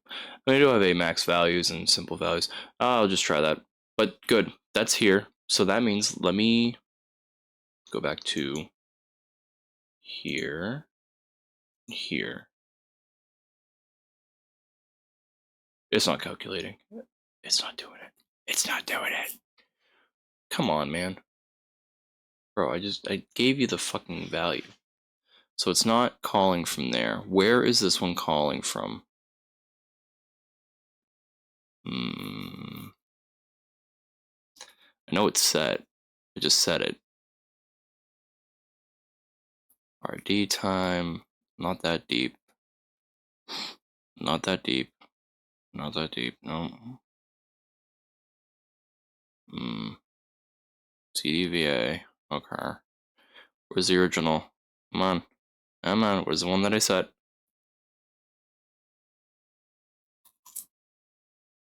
Did set? It's the...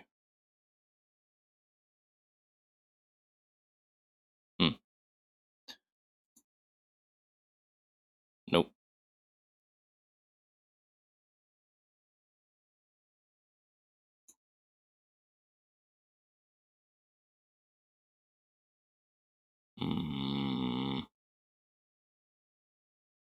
Times sine cosine. Where are you? Where are you? Well, I just saw you. Where'd you go? The fuck?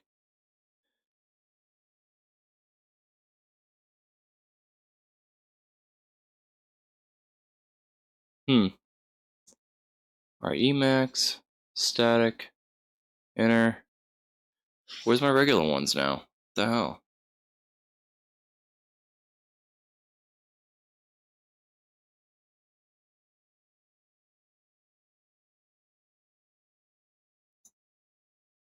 Sine over 2? No. Oh my god, I need a search bar for this shit. Oh, this is giving me a headache. It's just not calculating any of that shit right. I mean, the value did. The value did in CDV. Fucking...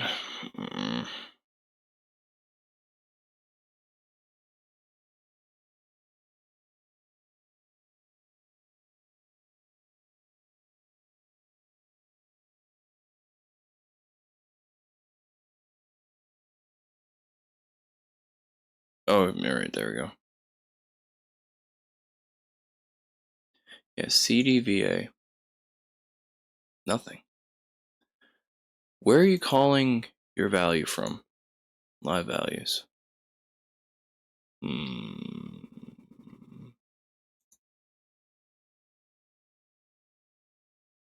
R2, R3, or 4? No, those aren't. Nope. So where are you calling your value from?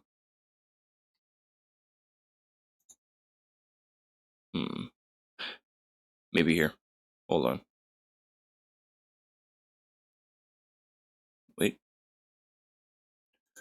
I'll off on that for one. I don't need that. Not those E's, I guess. Ram 2? Ram 1, I mean. 1, 2, 3, 4? No, not here. New EQ? E. Layers, nope. Trig, nope. It's not here, not here. So it has to be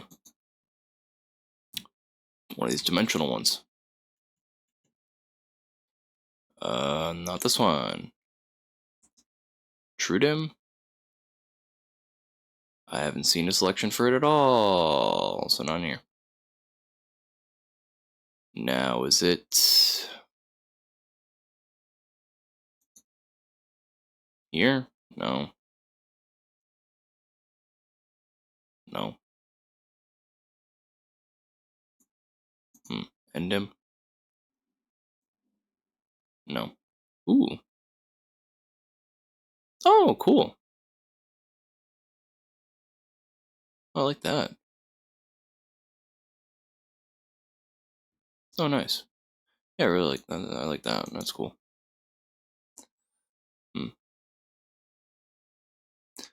Can't set again. Don't set a lot of that stuff, but sign, diameter, topology. It has to be then this, but it's not calling from it unless it's maybe this side. Maybe I clicked the wrong side. No, it's the same value. Literally the same exact thing. 071. What the hell? It's just not calling from it. Weird.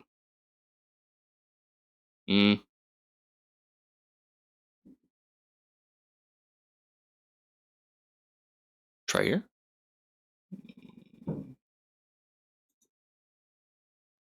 No, because this is like a super nest that I don't want to deal with. It's not correct either. In fact, I can't click on anything. Weird.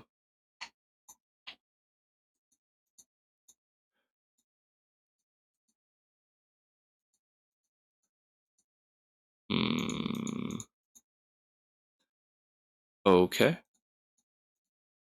Currency VA. It's calculating that, and then it's calculating the nested.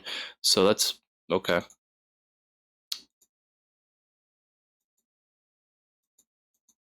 I don't understand. I mean, I have it selected, clearly. We found it, clearly. What the hell? Oh.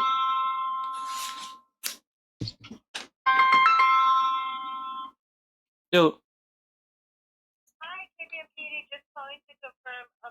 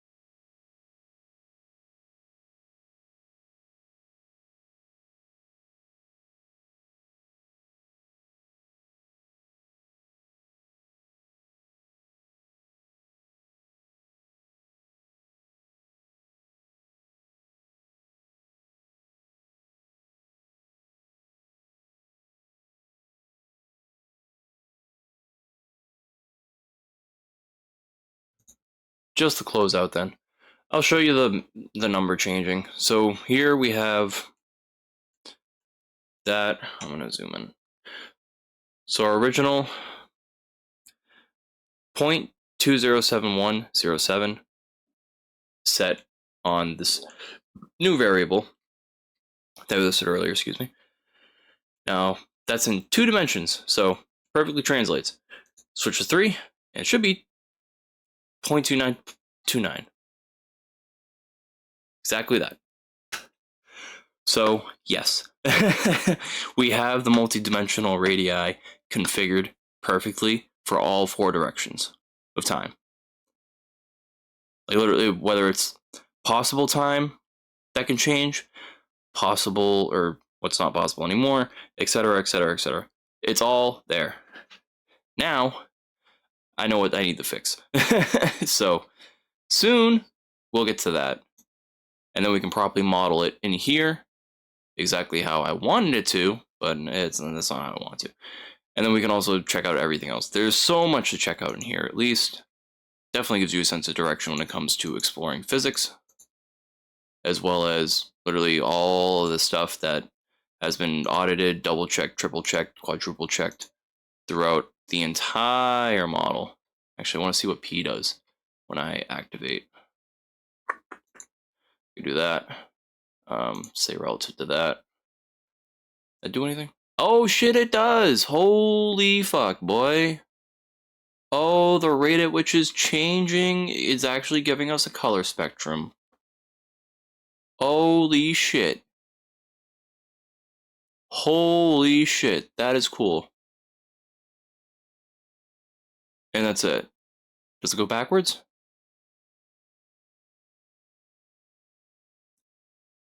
That's interesting. So we can see these radii, at least within a certain measurement. Does this keep going up or does it go back down?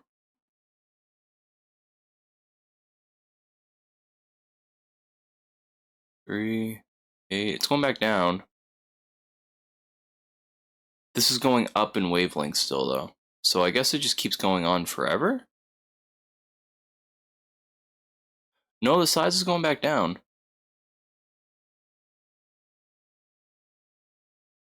Huh.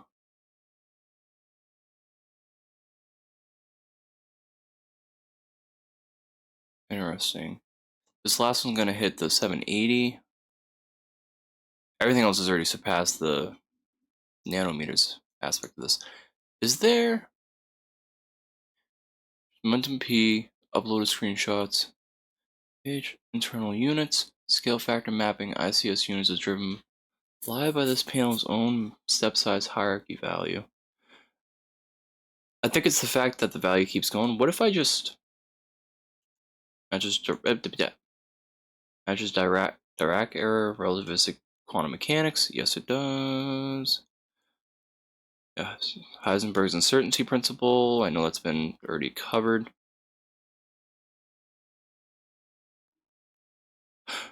Oh.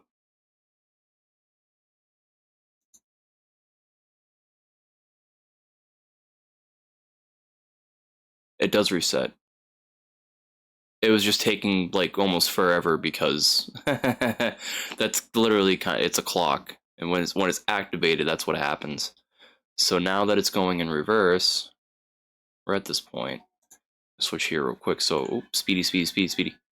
It enters back. Okay.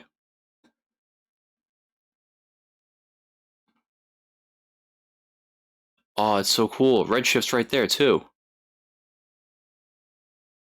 Oh, that is actually really cool. Holy shit.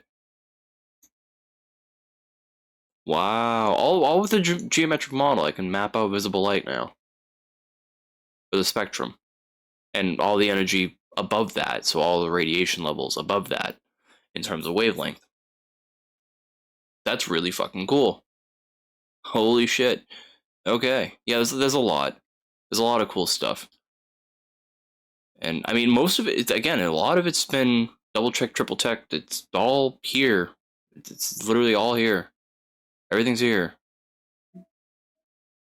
The true dims. This is the most connective panel in the entire thing because it has to do with the dimensional analysis connecting literally the polytopes and all sorts of different geometric relationships that exist. I can make this go faster too. Oh my god, this is cool.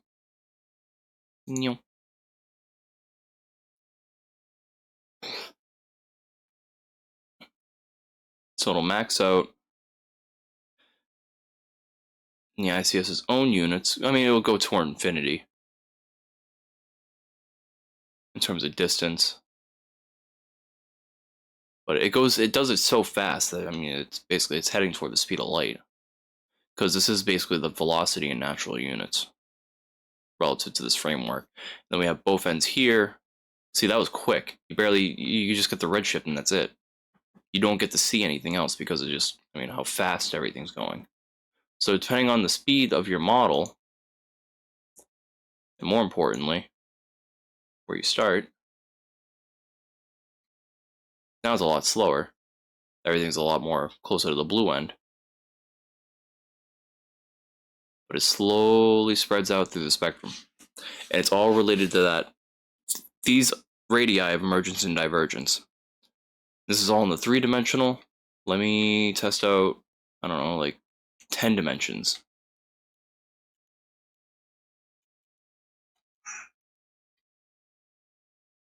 It's compactified, actually pretty big. So 10 dimensions of complexity gives us that. Relative to displacement here. I could speed it up. And see if these spread past. They're starting to.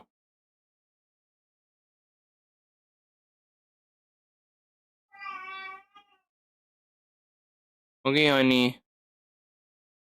You can see them changing here. Oh, that's really cool. Wow.